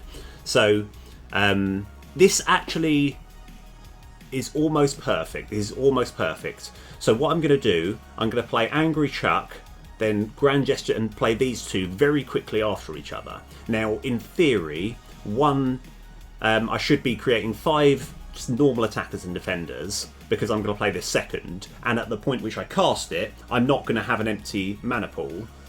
Whereas on this one, this will be the last one, and the moment at which I cast it, I'm actually going to be on 0. So, and this Angry Chuck is going to prove rather annoying because it will add extra attackers and confuse things. So let's just do the maths. We should have defenders first. We should have 5 defenders and 3 armoured defenders. We should have 5 attackers plus 2, so that's 7. So it should be 7 normal attackers and 5. Ah, yeah, rock and roll. How is everyone though today? Okay, right, let's do this thing. Let's get pumped. So 1, 2, and 3. Okay. 7 and 5. Now it should be... Yeah. Okay. Alright, we fixed it. Nice. Oh, that's alright. No, it's all good. Yeah, just like as I say, it's always awesome. Like just the number of times, actually, KO2 fan, that you've had me sort of like you've been able to work out like these problems that I've been staring at for ages. Have just been it's just so good. Right. Okay. So it looks like we have now got Grand Gesture to work, which is brilliant. Right. Fantastic. Okay. Oh no. There is one thing that I want to fix before I forget. It's not that exciting. It's really boring. And to be fair, it doesn't need fixing. But where we have card action script, if the condition is met, we switch the condition is met, do all of this stuff. This is the thing that decides whether it's attackers or armoured attackers. After we've done that, we are going to have card SO dot condition met equals false. Because even though technically it should reset it each time, this is what just confirms that it's always assumed that the condition isn't met unless it is. Okay, right. Okay, where are we up to now? Okay, so planning ahead. This one is going to add 3 attackers, and we're going to draw an extra card next turn. So the reason that this isn't, if it was just draw a card straight away, that would be no problem. That'd be pretty easy. Drawing a card next turn, I know, but that's basically what I'm doing. Is a lot of these things are just giving like me different like challenges to sort of to sort out. But I like it. That's what I want, because I want people to be thinking, oh, okay, this is just quite useful now, and it will give us a little bit extra to work with next turn. Okay. So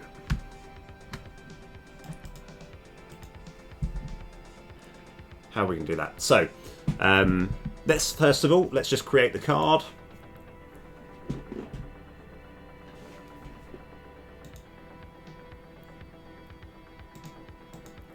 And hopefully we're going to we'll just kind of work it out at how we do it. Planning ahead.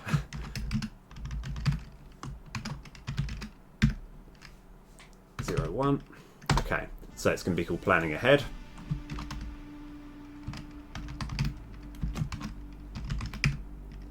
Mana cost is 1. Card level is 1. Oh no, not 11. It's 1. We've got, it's going to be a recruitment, and let's just go copy the text.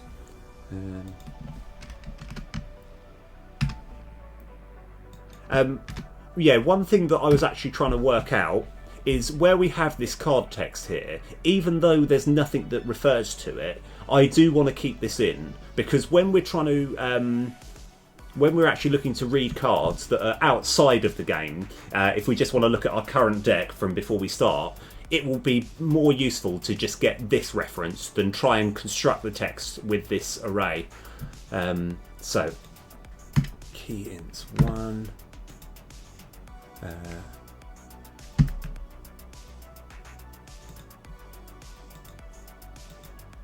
Oh no, attacker.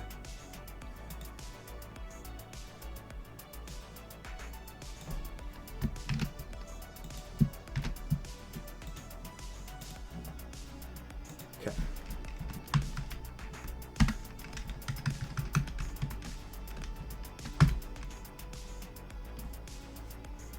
Oh, of course, I haven't sorted out these card infos, but I'm not too worried about that.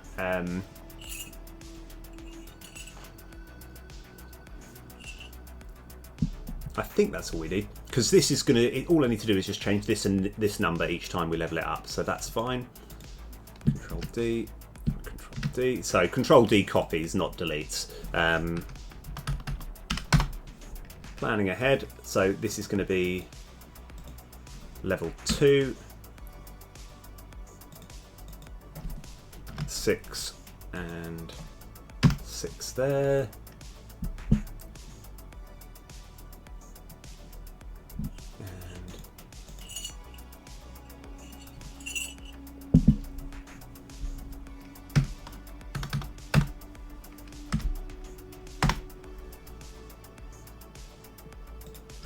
3, 9, 9, and I think that's actually, so planning ahead, I think that's all we need. So this will just, this is enough to create the card. Now what we want is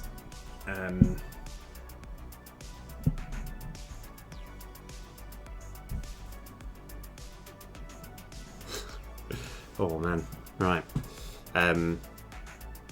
So we're going to add that in. That's it, right? Okay, so oh, it's just I just wanted to call the script Blinky, but we're going to rely on trusty. Don't. Hold on, let me just go back. It's delete this script. You know what? I like it. I like it. That is what we're going to call this script. Okay. This won't cause any problems at all. It'll be fine. Oh no, properties. No. Sorry.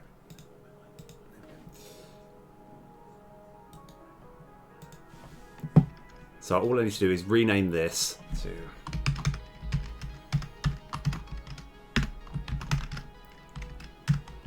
Right, okay, now I just need to quickly, there will be a quick error message which is easy to fix.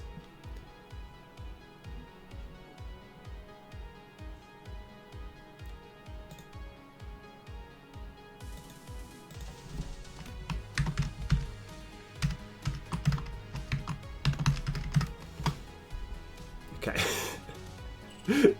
That was the, right, okay. Now that we've done that, okay. Yes, okay.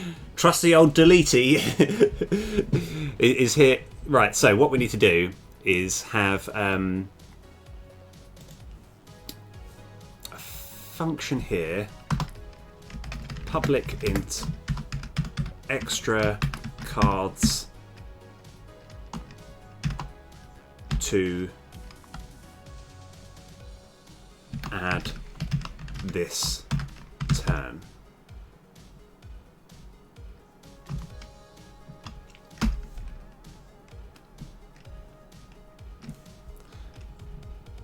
So now that we've got this, we're going to have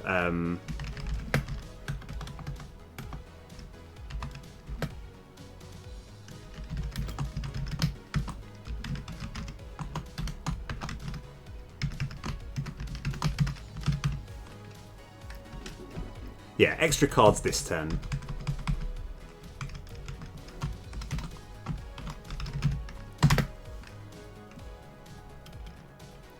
And reset, yeah. Yeah, I know. I'll tell you what. Really, I love it. It won't be a problem. I just have this worry, like kind of that because I don't know how long this game will take. But I just feel like kind of I'll look back at a particular script saying delete this. Well, okay, I'm guessing this isn't very important because it says delete this. I can't imagine it causing, and then I will delete it, and then I'll be like, oh no, what's going on? But we'll see. We'll see how it goes. It's a good name. It's a good name.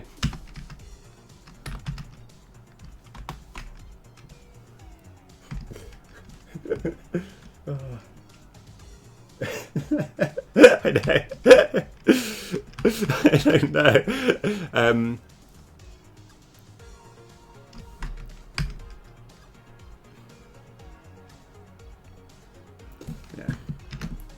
Because what I kind of want to do, the thing is I want to get the number of extra cards this turn and then reset it to 0.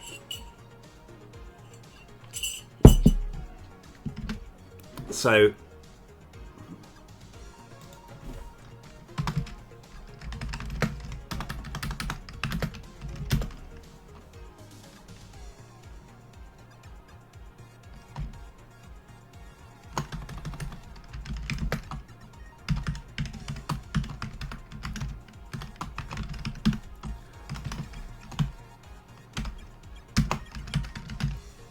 So we're going to just create another function which resets it to 0. So the idea is when we play this new card that I've created, the planning ahead. It's going to create 3 attackers, and then it's going to add 1 to this extra cards this turn. And then we're going to reset it to 0 once we've actually done the effect of it. Okay, so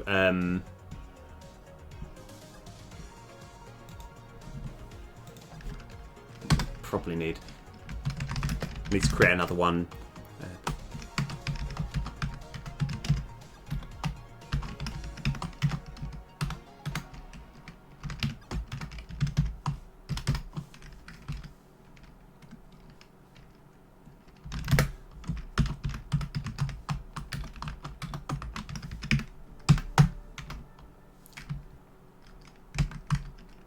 So this will be the thing that's actually going to add more to this counter. I know we could just access this and go plus plus or whatever. But I think we're going to...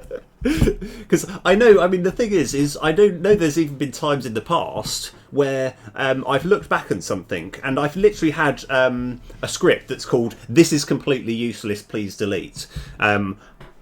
That I've kept, right? And I don't know why, right?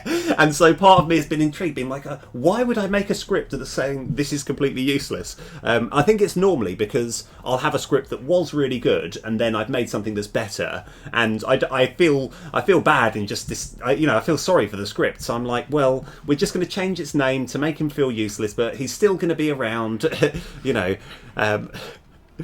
Let's hope I never run into that problem. I mean, to be fair, this is going to be such a core, useful script that I think I will remember this script because this is going to be used for a lot of things.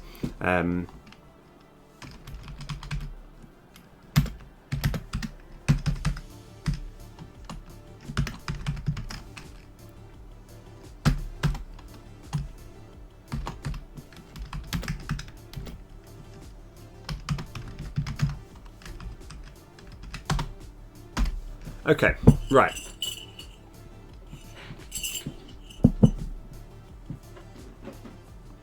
Oh, I just thought, can anyone... I do apologise if you can hear me slurping. It didn't even occur to me. Yeah. I'm not sure if the mic actually picks that up. In my head, I can be as loud as I like and no one will actually know. But, right. Okay. Right, we just need to use all this. So, let's go straight here.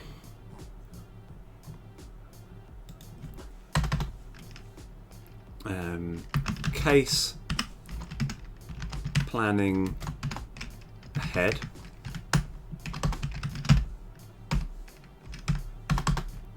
And so it's always going to be 1 card, so we need to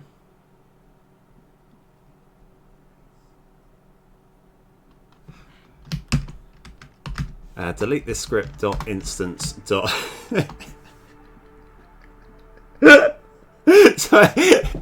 I'm going to have to write this every time now, aren't I? Okay, it's fine. It's fine. Add extra cards this turn.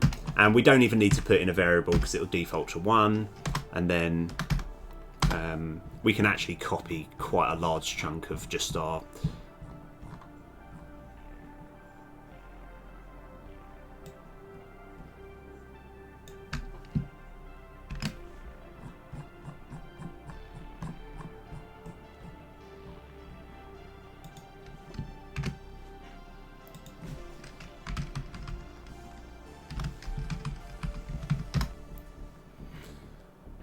Okay.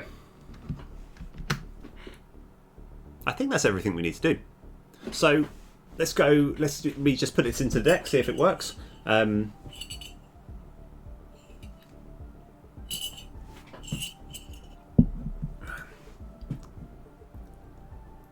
go get rid of one of these. Planning ahead. 1.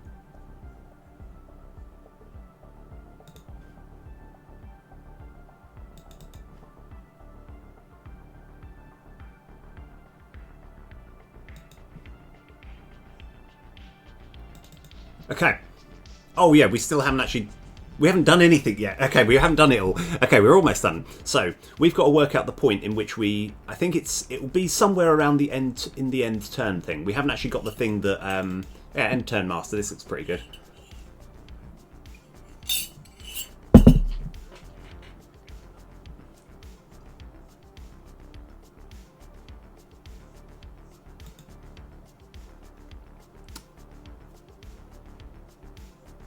So this is going to be plus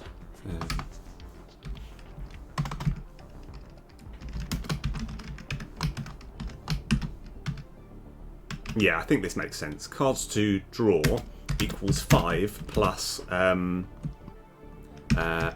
delete this script dot instance dot get extra cards this turn.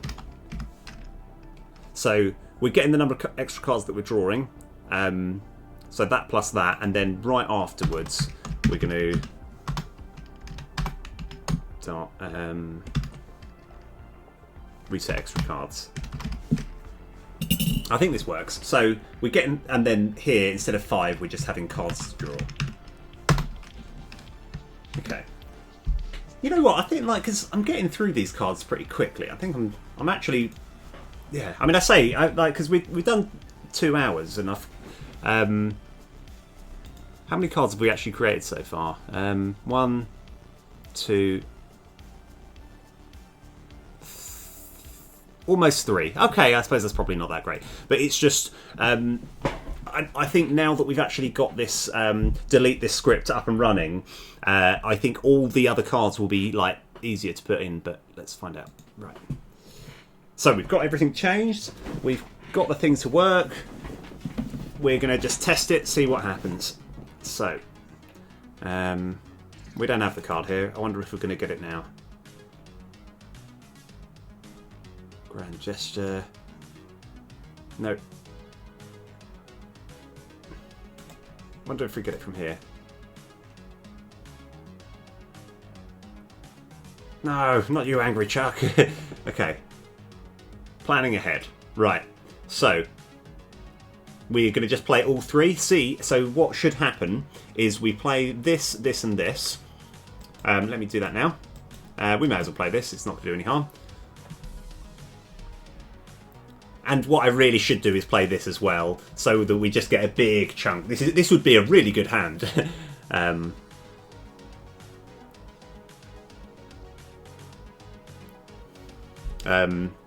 Now, before I end turn, I just want to have a quick look at something. So, extra cards this turn, that number has become 3, which is what we wanted. So now I'm going to end turn.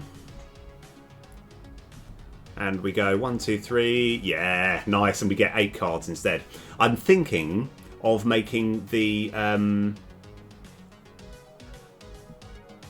number of cards, the total number of cards to be 10. Right. So anyway, this is work. It's fine. We just need to. I don't know what I don't know what picture. I kind of am thinking like a bean, holding a quill, on a book or something. And I don't know why. It's just I'm thinking that's going to be the planning ahead. It's as if he's scheming something. Yeah. Right. But that's So anyway, that's just ideas for what we want as pictures. We don't need to worry about that too much. Right. While I'm here, I am going to try and create a problem. So, sorry, yeah, so where we have these little texts that come at the right, at the moment sometimes they just spawn and don't disappear. So that's what I'm trying to work out. Oh yeah, of course.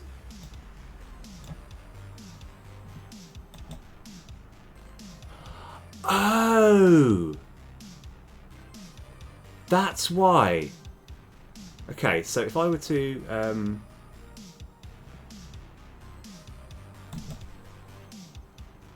Yeah, okay.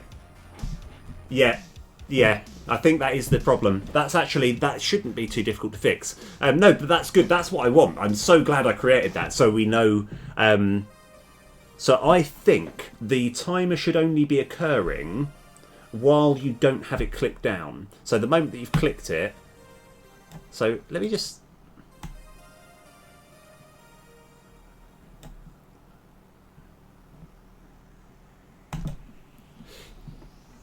Okay. I think you need to hover over it for just long enough to... Yeah, this is... Yeah. Right, I'm going to actually have a little play around with this. Because we've got to work out exactly what it is that's causing it to be fixed. This is just going to be a bit of a clean-up session. So I'm going to play around with this for a bit. And then we're going to look at the debugs and try and clean those up as well. So what I should do before I continue... we're going to go into...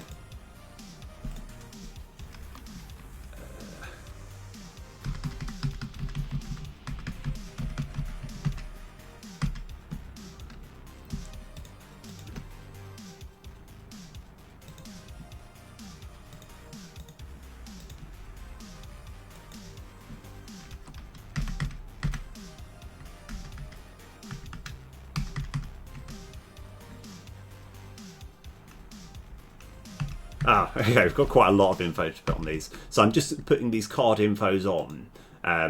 So attacker, defender, and armor.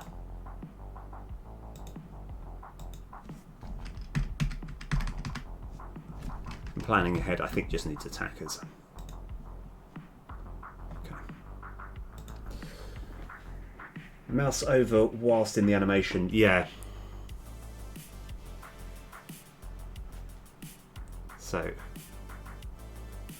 So if I just quickly move one on, so I'm just going to, so Angry Chuck, that's what happens. Right, it's unsummoned. I want to grab it and use it very quickly to see what happens. Okay.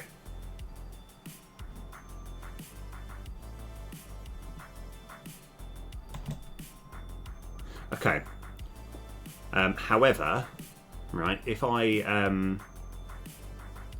let that all play out. Okay, so it's to do with if I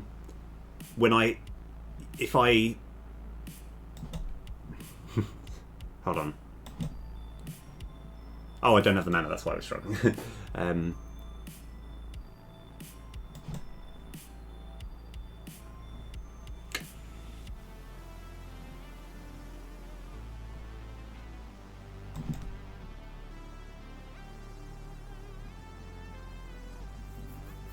So yeah, we'll have to have a look in to try and work out. I think I might just have to, yeah, I'm going to go into the card script, try and work out what's creating it. Yeah, at the moment it's still not super clear as to why it does happen and why it doesn't. So upon entering, curse hovering over equals true. Start card info routine. Right.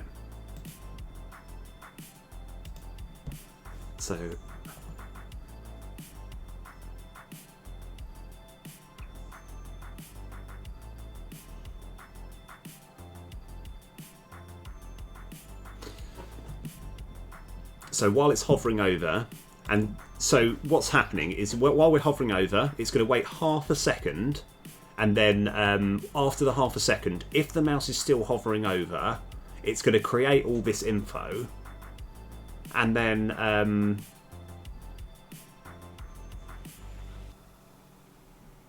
while it's still hovering over, it's going to be fine, and then it's going to call this function, which is going to destroy them. Okay, so what have we actually learned from that? Yeah, I'm trying to work out where I'd actually put that. Yeah, maybe just need a check if it's still in the hand. Yeah, because I do have something, because it's like at the moment, regardless of when you say if it's in the hand, if it's actually part of the hand script. So I think, hold on. I just need to work out what is actually. Let me go find all the references here, because it's to do with. So as soon as it leaves, the cursor hovering over it becomes false.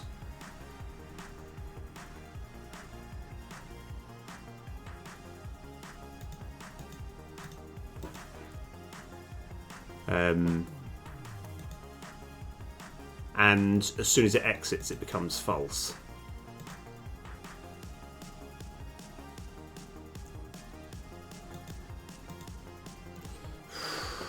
So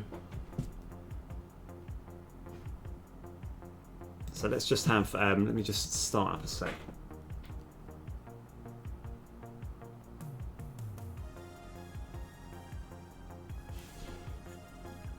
I think I know the problem. No, maybe not. So we've got these armor protectors.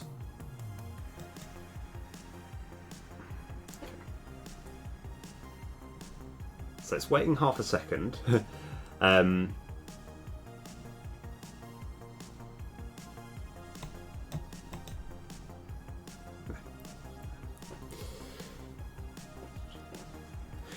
Yeah, I think the problem which I've got though is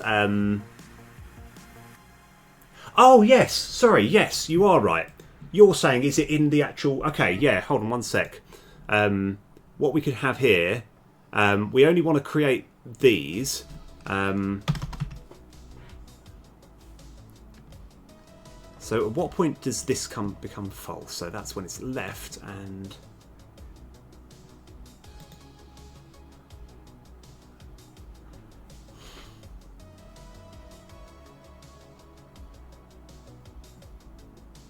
Because the problem is as soon as I click on it, this becomes false.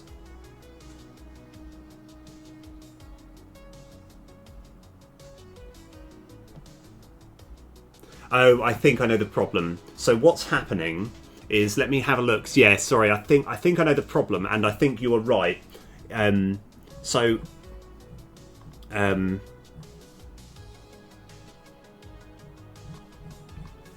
me just close all this up, try and work out where we were.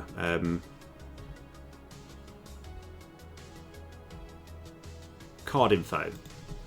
So we're checking to yeah. So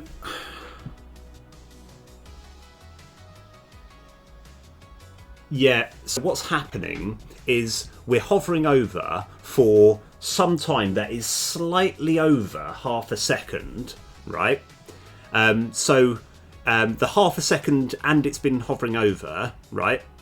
And then we're dragging it. So it has to be somewhere, like the moment at which we're dragging it is somewhere between half a second and 1 second.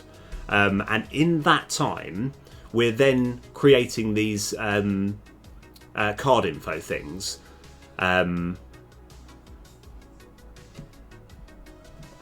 And it's, so let me have a little look what's happening here. Go to definition. So it's creating it in this time. And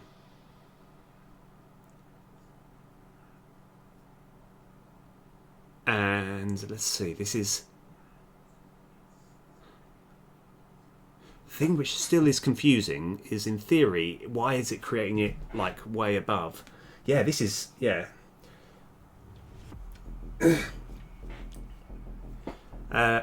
Like, because in theory it should get changed. That's the thing, because when we're saying card in hand, we're talking about like cards that are generally in our hand, or the card that we're physically picking up to play.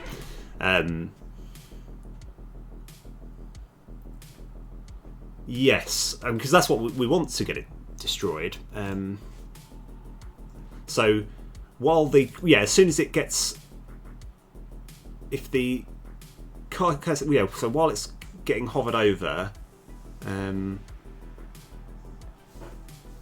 Yeah. Yes.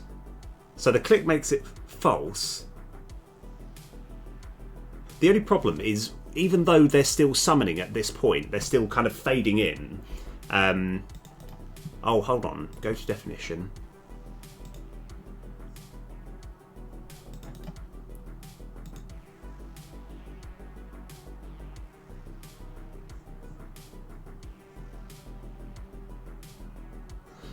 So I think I know how to trigger it. Yeah, this is... The click makes it false. We're talking about the card hovering over boolean, yeah. This is good though. This is like... yeah, again, this is why I like this. This is one of those kind of like proper sort of like... it feels like a sort of... Kind of like a murder mystery, except for instead of it being a murder mystery, it's a programming mystery. Doesn't sound quite as exciting. Okay. If while card hovering over and all of those. So let me just see if my theory is correct. So we need to hover over for about half a second.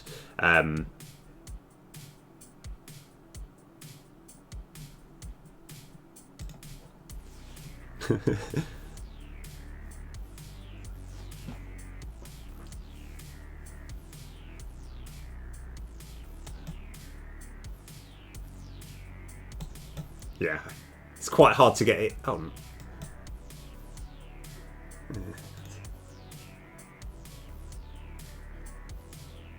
Oh yeah, hold on. It might be a hack, but while could check. Yes, yes, you are right. No, that does make sense. I first thought I want to just try and create the problem again, and I'm struggling. So because I've got to somehow, I think I need to hover over for half a second. I think you are right. I think you're right.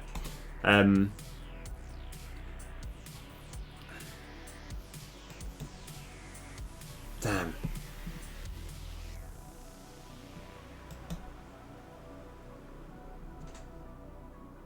So yeah,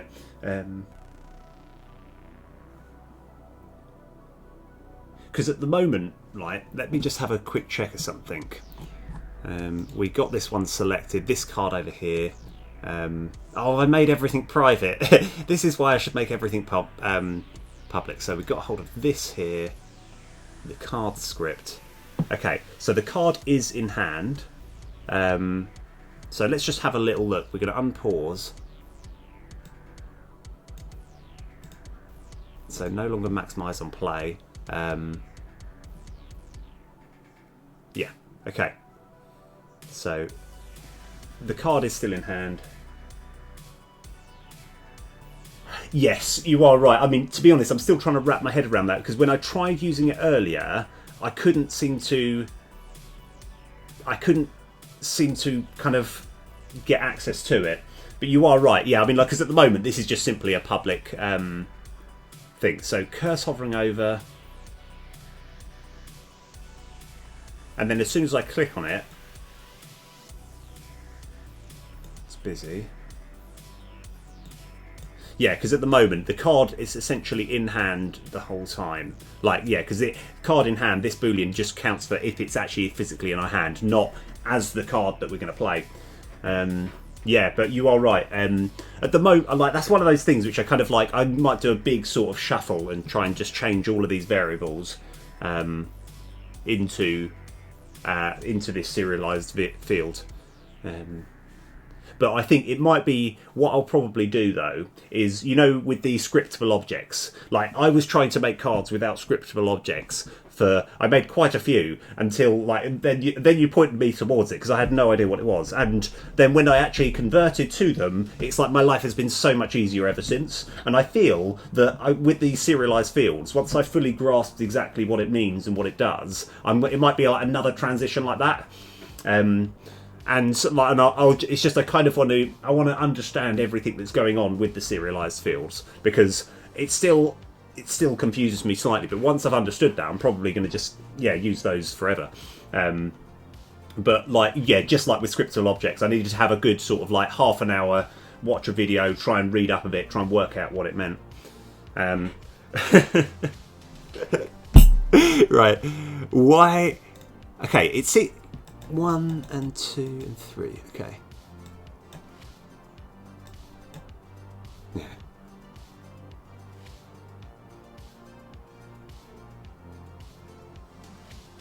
Yeah. Yeah. Yes, that's a good point actually. Because that way, because you can't access it. I'm guessing that when it's in this serialized field, it will show up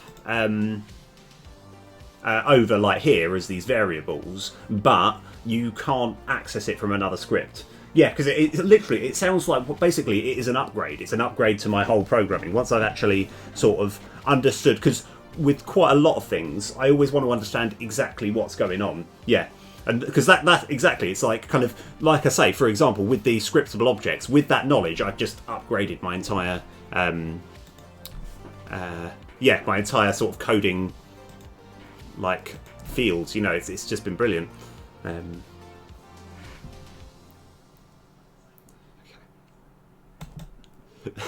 I know it's quite hard to explain. It's like I'm trying to create a problem that I can't seem to create anymore.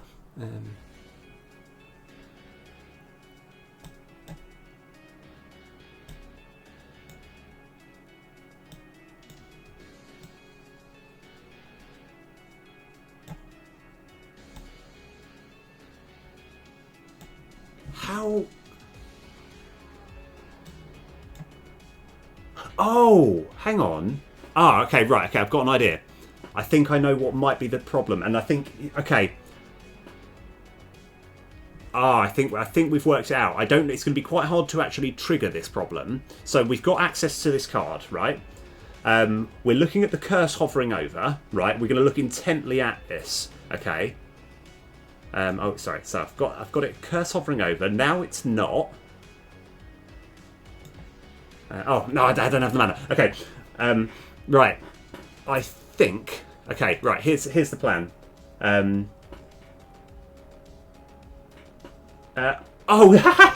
Sorry, it's all the really important stuff. Sorry. Okay, here we go.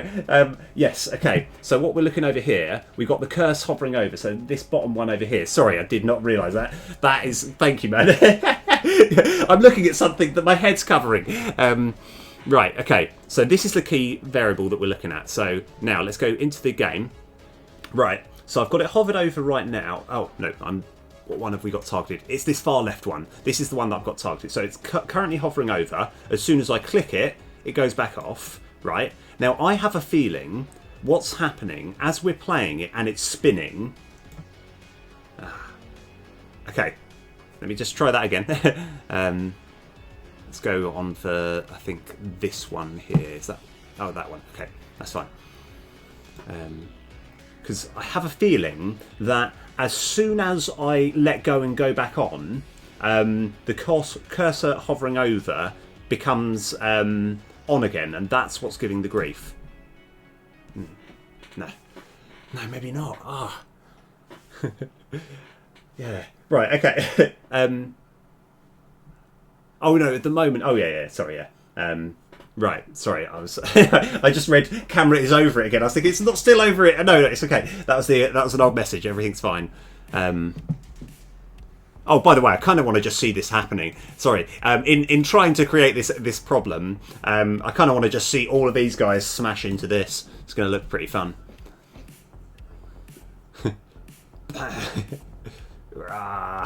Yeah, nice. And then the very delicate, lovely.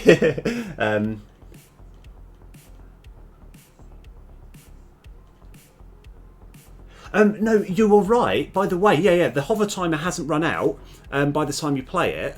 But what's happening is this, like, it should still, for it to be able to create the curse hovering over.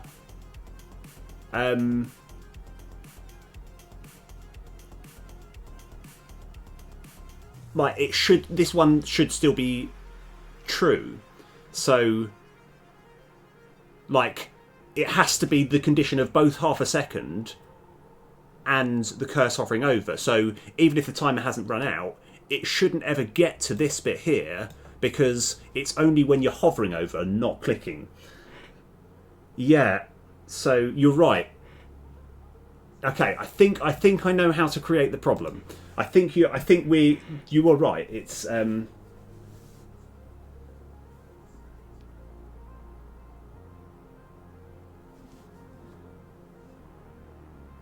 okay. So just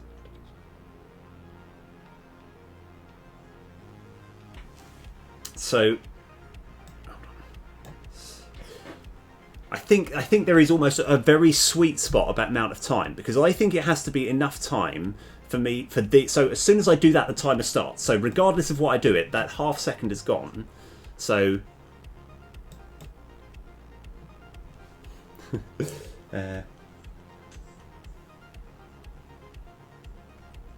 second half is up.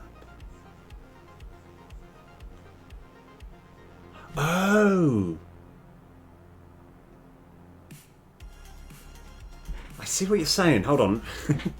So, because I'm pretty sure, like, as far as the Boolean comes on as soon as you're moving over. Yes, okay, right, fantastic. What happened? Okay. Right, okay, we've created it. Well, what did we do? Damn, that's a terrible example.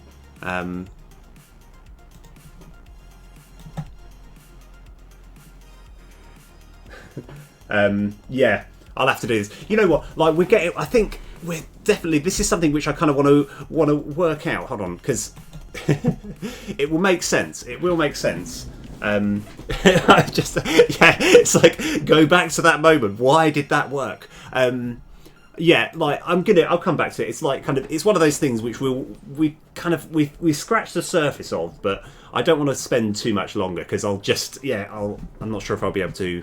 I feel like we scratched the surface, but I just can't quite work out what it is. It's to do with playing it at a very specific speed. Right. Anyway, where are we next? Okay. So, like I say, it's not the end of the world that I've got this problem. It's something that I'll fix. I've got closer, but I never like to sort of dwell on something for too long. Right. This one should be quite nice and easy to put together. We've got window of opportunity. We add 4 defenders. This is going to use this new condition thing that we've made, and we're just going to check the number of defenders. So let's go. Right, okay. It's currently 14:30. I reckon I can do this entire card in 12 minutes. 12 minutes, right, let's go. Okay, this is creating everything, and hopefully I'll explain everything at the same time. Right, so it's going to be 14:42. Yeah, good, my head isn't in the way. Right, so we are going to resources cards. Right, create a new card. It's going to be called Wando, no, not Wando, what's that? Window of Opportunity 01. Okay, and we've got window of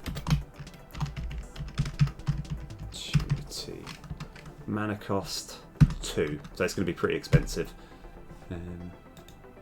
Let me go get the text.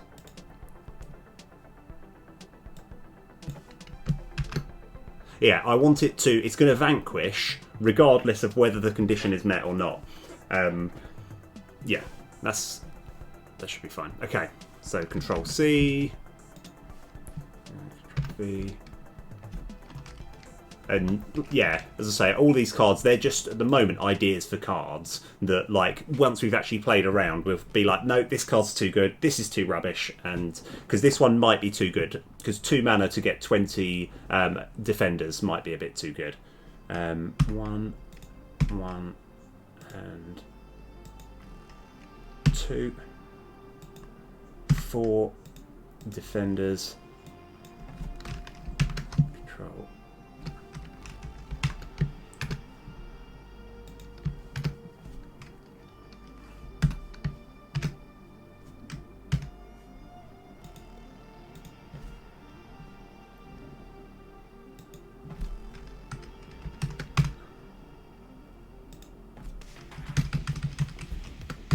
Okay, right, use 2 minutes already.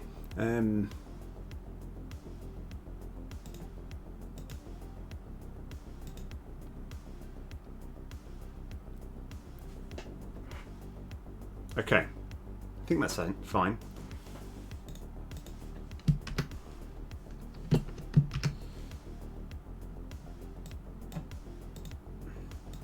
So we're just creating windows of opportunity level 2, which is going to be level 2 there. It's going to...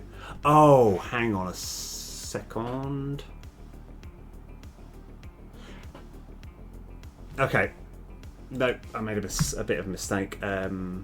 We want to delete that one, that's fine. And we want to delete this one. I need to do one more quick thing, which I probably didn't actually need to delete them to do that, but that's fine.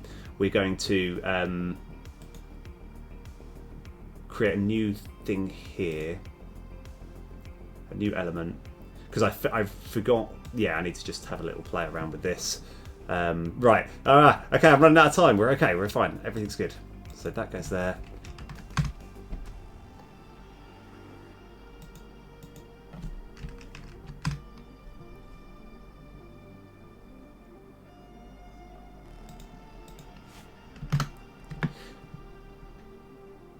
Like I say, it won't actually matter. It won't have any effect, but it'll be very, very useful for later. We just need one card info. That's it. That's it. I just need to make that change there. Now we just need to change these numbers and these numbers for each one. Okay. D.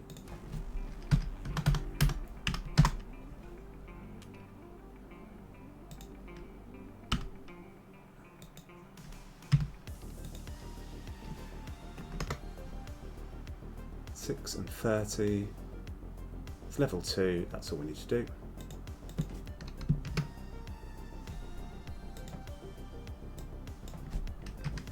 And number 3 is going to be card level 3. Oh, I didn't change that bit. That's fine. 6 and 30. So I'm just changing the different levels for each of these cards, so they progressively get better. So this is number 3. This will be 8 defenders. This will be 40. Yeah, sorry. Yeah, this one I'm just basically just creating the scriptable, the 4 scriptable objects, and it's just I just want to make sure that I'm not making any mistakes. So here we go. Window of opportunity. You know what? Let's go. Add a bit of spice to everything. Even though this doesn't even slightly represent what it's doing, I'm going to put this little picture on here. So this is for window of opportunity. Okay, so let's just check all the numbers work. So it does vanquish afterwards. And now condition met. So what we're going to do, we've got a card condition script. So every single time, so for any cards, it's always going to go through this, but it only really matters at the moment for grand gesture. But we're going to add another one, which is going to be case window of opportunity.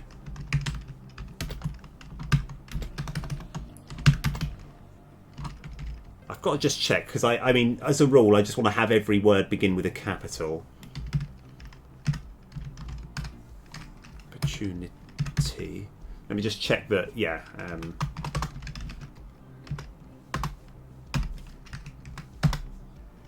So now what we want is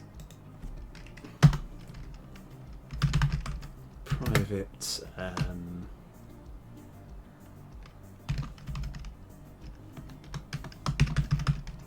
defense building script.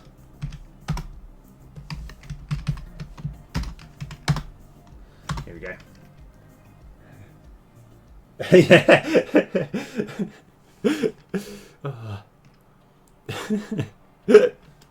Yeah, it's better than Windows. It's Windows.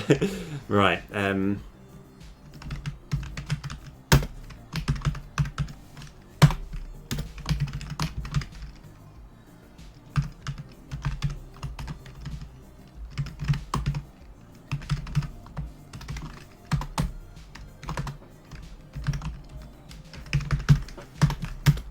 So we're just using this script so we can get access to the defense building script pretty cheaply. So what is nice about all of this is it's very cheap code. This uses as little processing power as I can reasonably use. And the only problem is it just takes up a bit of time to create this. It takes a bit of time each time, and it's just quite a bit of coding space. You know, it's like ideally you want to have as fewer lines of code as possible, and this is just eating up a big chunk. But yeah, this is just a good way. It's a good way of getting hold of a thing as if it were a singleton, but it's not.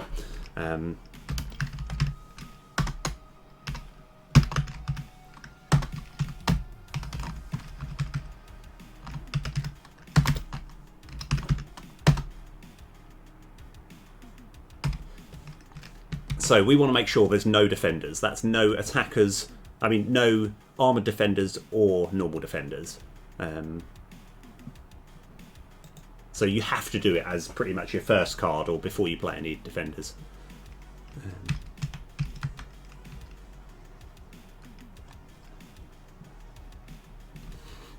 Right. Okay.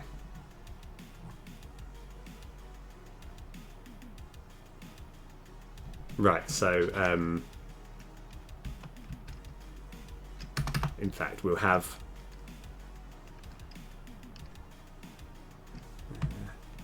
get defense building script dot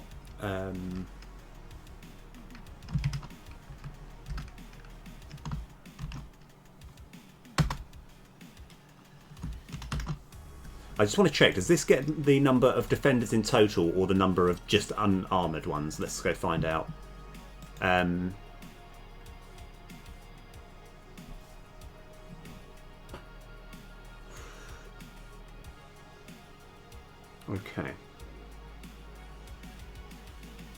So I think we need to make this... so this just gets the number of defender beans.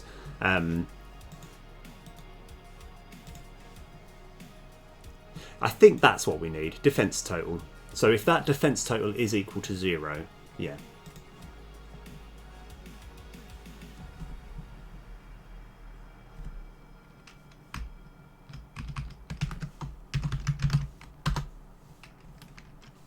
Okay, so card so dot condition met equals, I don't know if it needs to be in brackets, is equal to 0. Okay, so I think this is fine. I think this should just work. Right. So what we're doing at this point is where we've got window of opportunity, we're checking to see if the number of defenders or the actual defense total is equal to 0. If it is, then we're going to create loads of units, loads of defenders. If not, we only create 2 or 4 or whatever. Yeah, we just create, barely any. So, and it will always vanquish regardless. Did I actually tick the vanquish? Yeah, I did. Right, window of opportunity. Okay, right, we just need to put it in a deck and give it a shot. But I need to put it in here first. Okay, right. So I'm like, no, we're not ready yet. I was ready. I was like, yes, let's just fire it off. Oh, hold on. Oh, I've got 1 minute. Okay. Oh gosh. Okay. Right. Go. Okay. Case. Window of opportunity. I've done case with 2 A's. No. Okay. Right. Till the end of this minute. Okay. It's how long I've got. Okay. Break.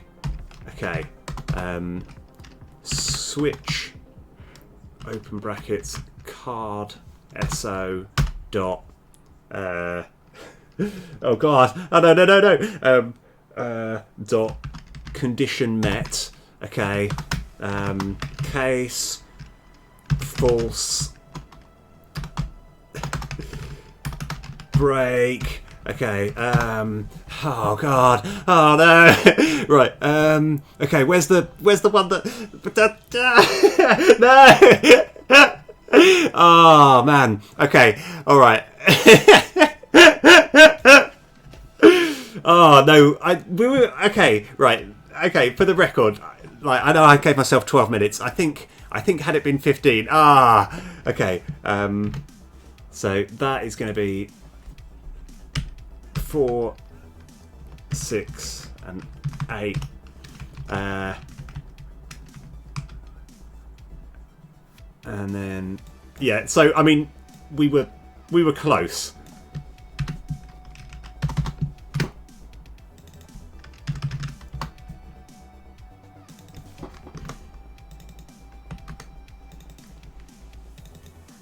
Um, 40. We would still need the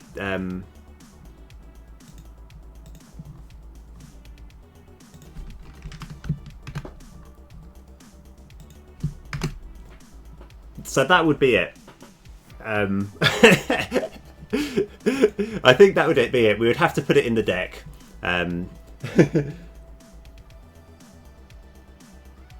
Oh, hold on. So I think for times like this, it makes sense to have a switch statement.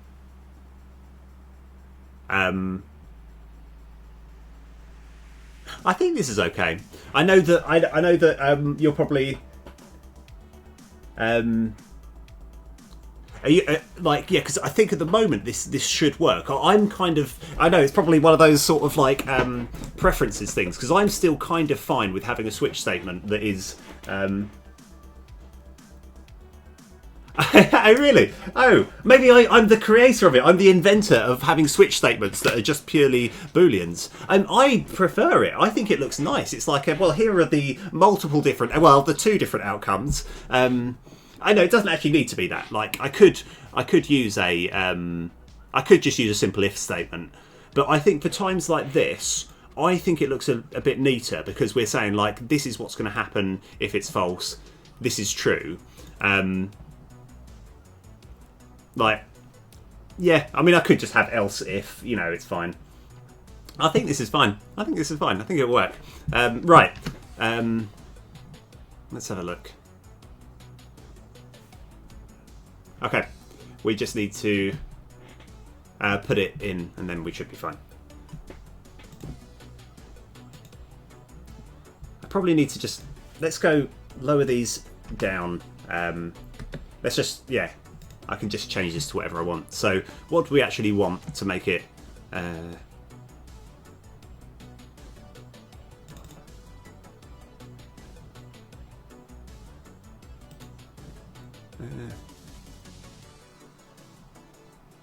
hold on, recruit. Oh, recruit.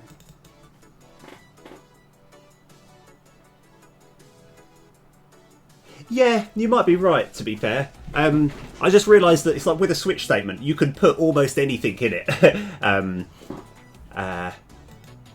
Like, you know, it just works with booleans. And I don't know, I mean, like, kind of, I did... Because I think I might have said before, actually, it's just before... like, before I even used switch statements, I did an if statement for everything. So, like, if there were like multiple outcomes, I would do if it's this, then do this. However, else if do something else. Else if. So there would be, I'd have no use for switch statements. And then I realised, switch statements make it look a bit tidier. And then I got carried away and then started using switch statements with booleans as well, which probably isn't necessary. But I don't know. I just think it looks a bit tidier. Anyway, right, I'm just putting some generic cards in. Window of opportunity, that's what we want to try. Let's go put a few of these in. We don't really need that. Let's go get... So I'm just putting a generic sort of hand together. Okay.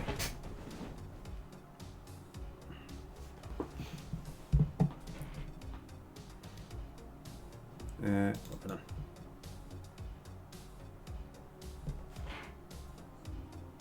Yep, I know what we've done. I think. Let me just have a look at one.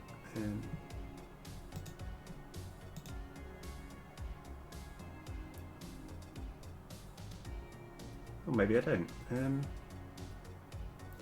So it's having difficulty.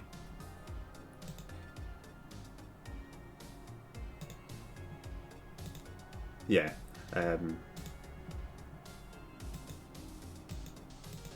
Oh, okay. So what should be happening is it should be getting this bit of text, then this one, then this one, then this one, then this one. So it kind of goes, it's, yeah. So let's try and work out. Oh, hang on. Yeah, okay, yeah, it's fine. I know what the problem is. Have I done the mistake with all of them? Yeah. So we just need to plus there. That's fine. Because it should always be one more card text than there are numbers, and it also needs to have an extra key count. That's fine. This works. Yeah. Right. Okay. I think it was a bit optimistic for me to try and do this in 12 minutes. Okay. So, window of opportunity. Right, now, let's give it a shot. Let's see if it does. That is... I'm not sure why every single word is... That is weird. Oh, no, it is... No, maybe not. Yeah, got to work out why it's worded like that, but let's not worry. Let's see if it does the thing. So, what should happen is we should get 20 defenders.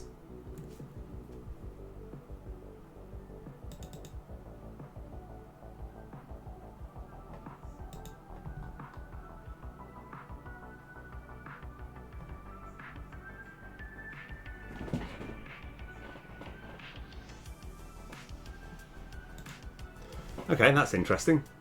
Right, where's the actual error message? Okay, so we have got this far. That's good. Surely it should be able to get that. Why is that not working?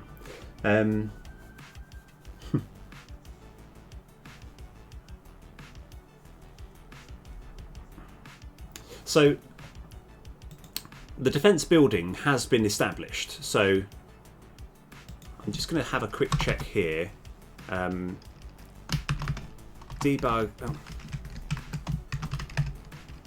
debug.log.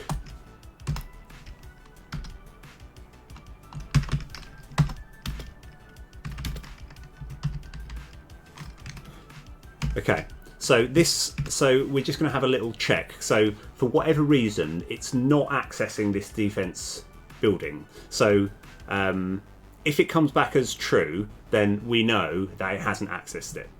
Okay, I might have been trying to put a double negative in here, but let's just see. Right.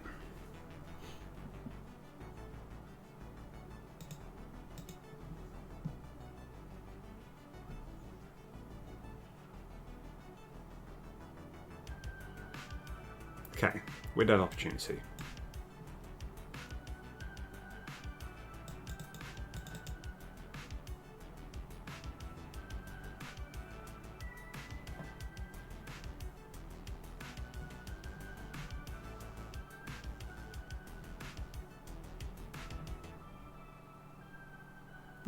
Okay. Oh yeah, all right. This one stumped me slightly. Let's see, where are we? So object reference is not set to an instance.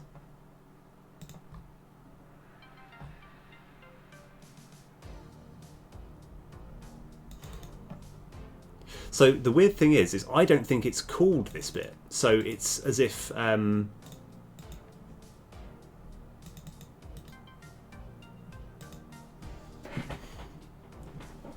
right. But no, that's I like it though. I like it. Yeah, this is one of those where kind of like I'll spot it at some point and it'll feel pretty good. So we've got to work out what bit it's actually giving us grief. Is it because it can't read this, or it can't read this? So let's just actually work out what it is. So let's just do this.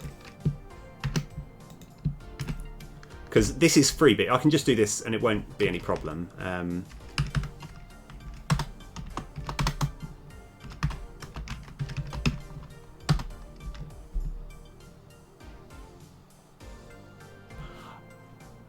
Oh! I think I know the problem. Maybe. Let's find out. I have a feeling that we're destroying the card with the Vanquish before we have access to this. But that might not be the case. So we'll just try and work out if we get an error message here or here, we know where we're searching.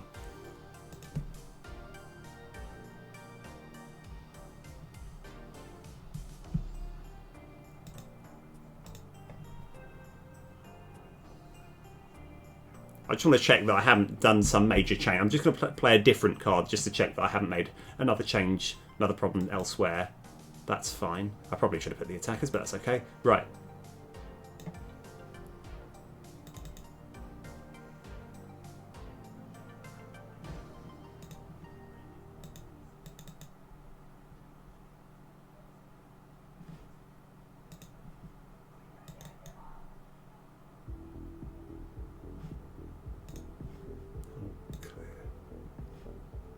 Right. I don't think that actually answered any of my questions.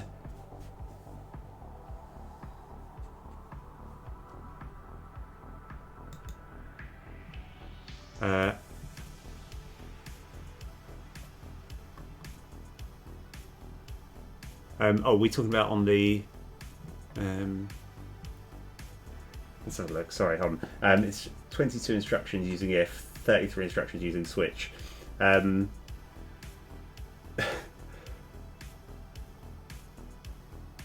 Oh!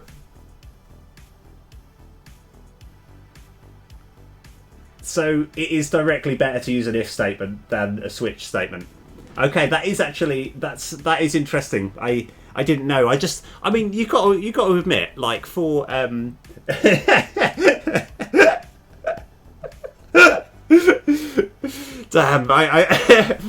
I feel like someone's got the like I feel like I've been trying to like oh, hold on. Oh, that's what it is.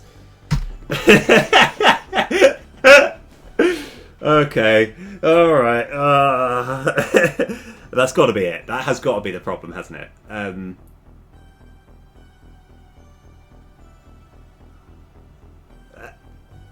That's got to be it. Yeah. Okay. All right. Let's see if it works now. Yeah. Yeah. It is. I like. Let's just see. Hold on. Sorry, it's still mid. Right.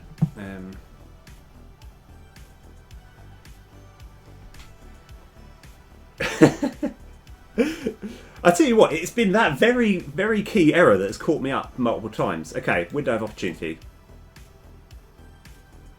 Nice. Okay, this is actually a proper window of opportunity. Right. Yeah. So yeah, nice one.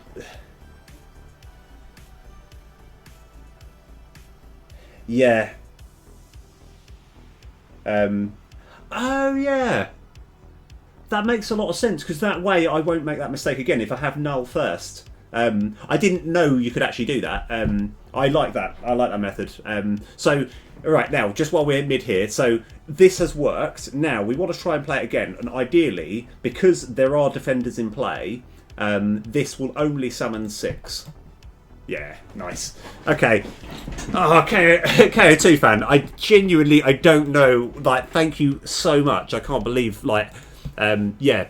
Like, and what I'll do, actually, I'm going to, yeah, because I don't want to, I've made that mistake a few times. I can't, I think you are right. So if I do something like this, does this, I just didn't even know you could do this. Oh. Does that actually... Right, I just want to have a little play. I just didn't know... Is this going to still give us grief? Is that like a real thing that you can use? I just never... it's like, is null equal to that? I guess that works.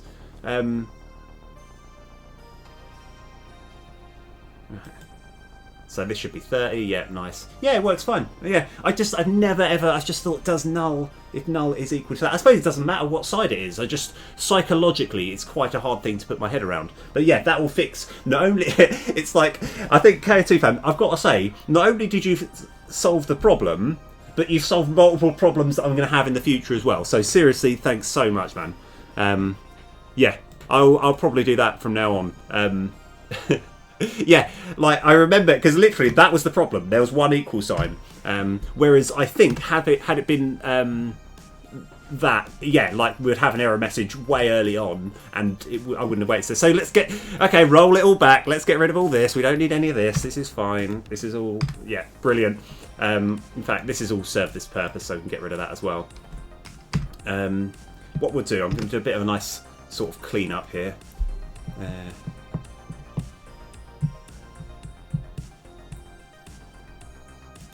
What I've got to do as well, I've got to actually work out what I want all the pictures to look like as well on the card. Yeah, you are right. You are completely right. Yeah, of course, it's a compare, so it doesn't matter what size it is. But for some reason, it always felt like you had to say, is this equal to nothing? But you are right, it doesn't actually matter. I was going to test something, and I can't remember what I was going to test. Let's have a look.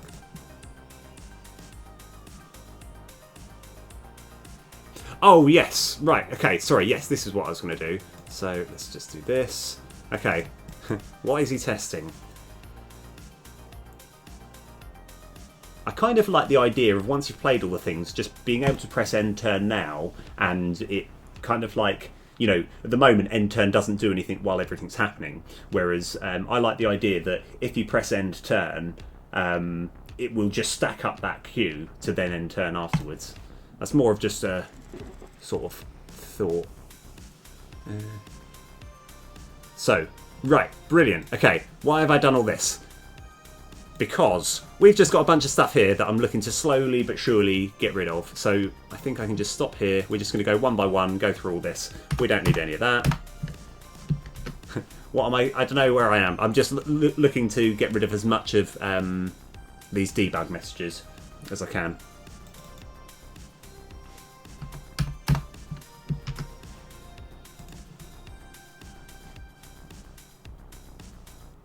This is probably 0 for a completely different reason. Oh, it was. It's a completely different 0, even though... Yeah, anyway.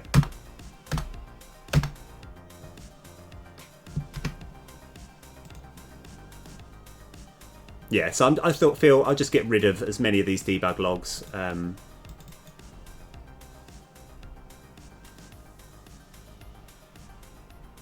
yeah.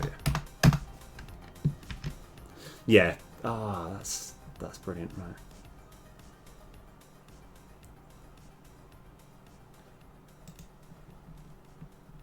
I'm kind of... The thing which is a bit annoying is... when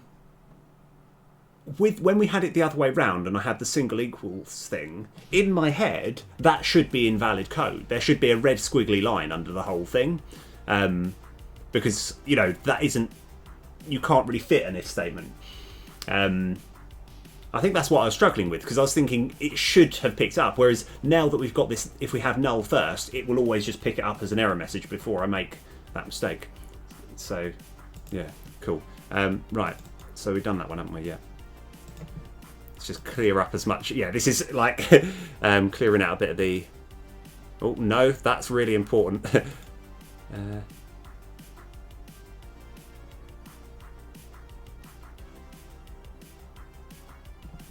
weird. Oh, maybe I've gotten... Oh, I think I've gotten rid of it already. That's fine.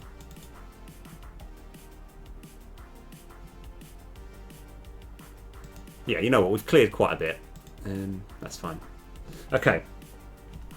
Right. Let me have a think.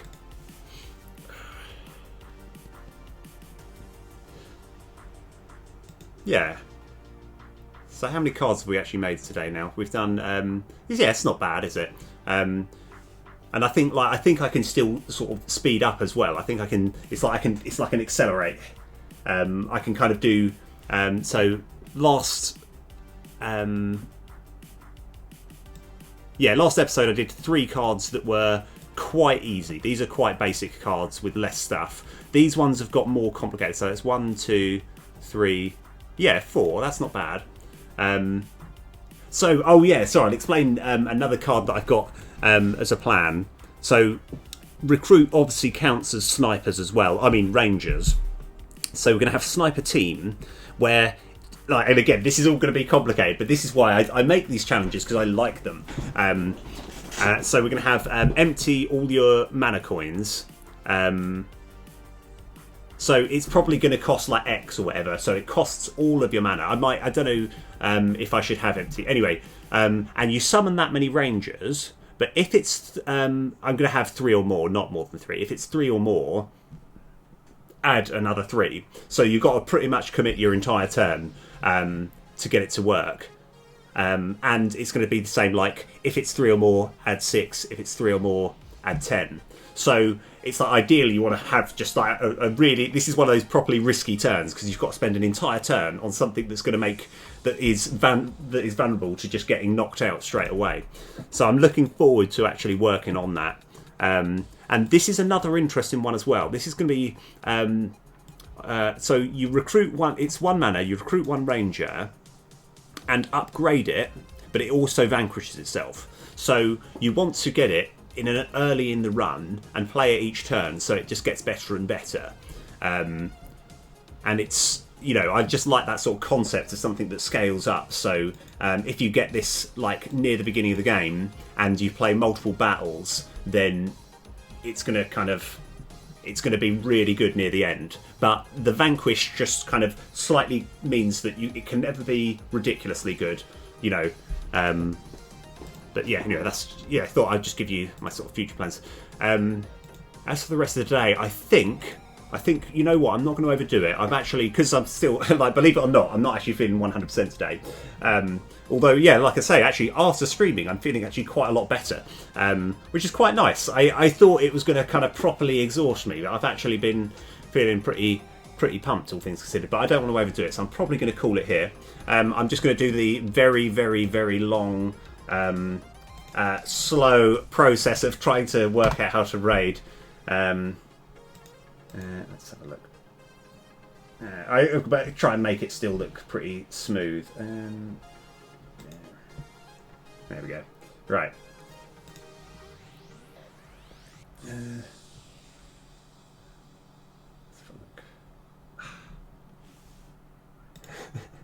I'm terrible at this. Right. Let's have a look. Right.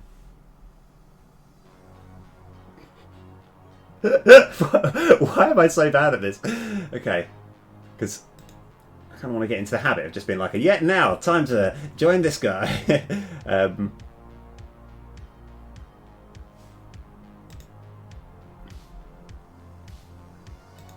Okay.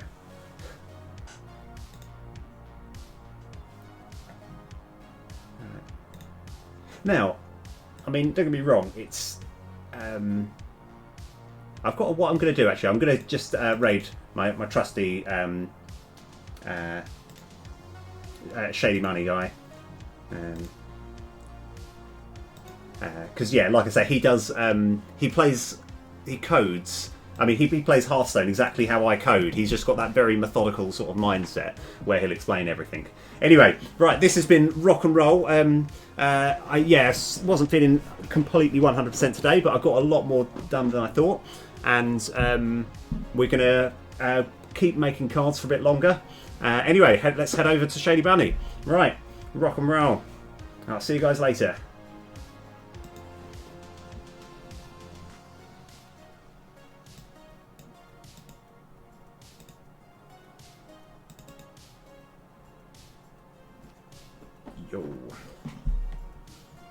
It's the awkward bit where I'm just staring at the screen. Just got to wait for everything to go over. Why am I so terrible at this? This is rather comical. Oh no! Now it seems to process something. Okay, but it's okay because no one will actually ever get to see this bit. This is just the bonus bit that you get from YouTube. Anyway, right, rock and roll. See you guys later.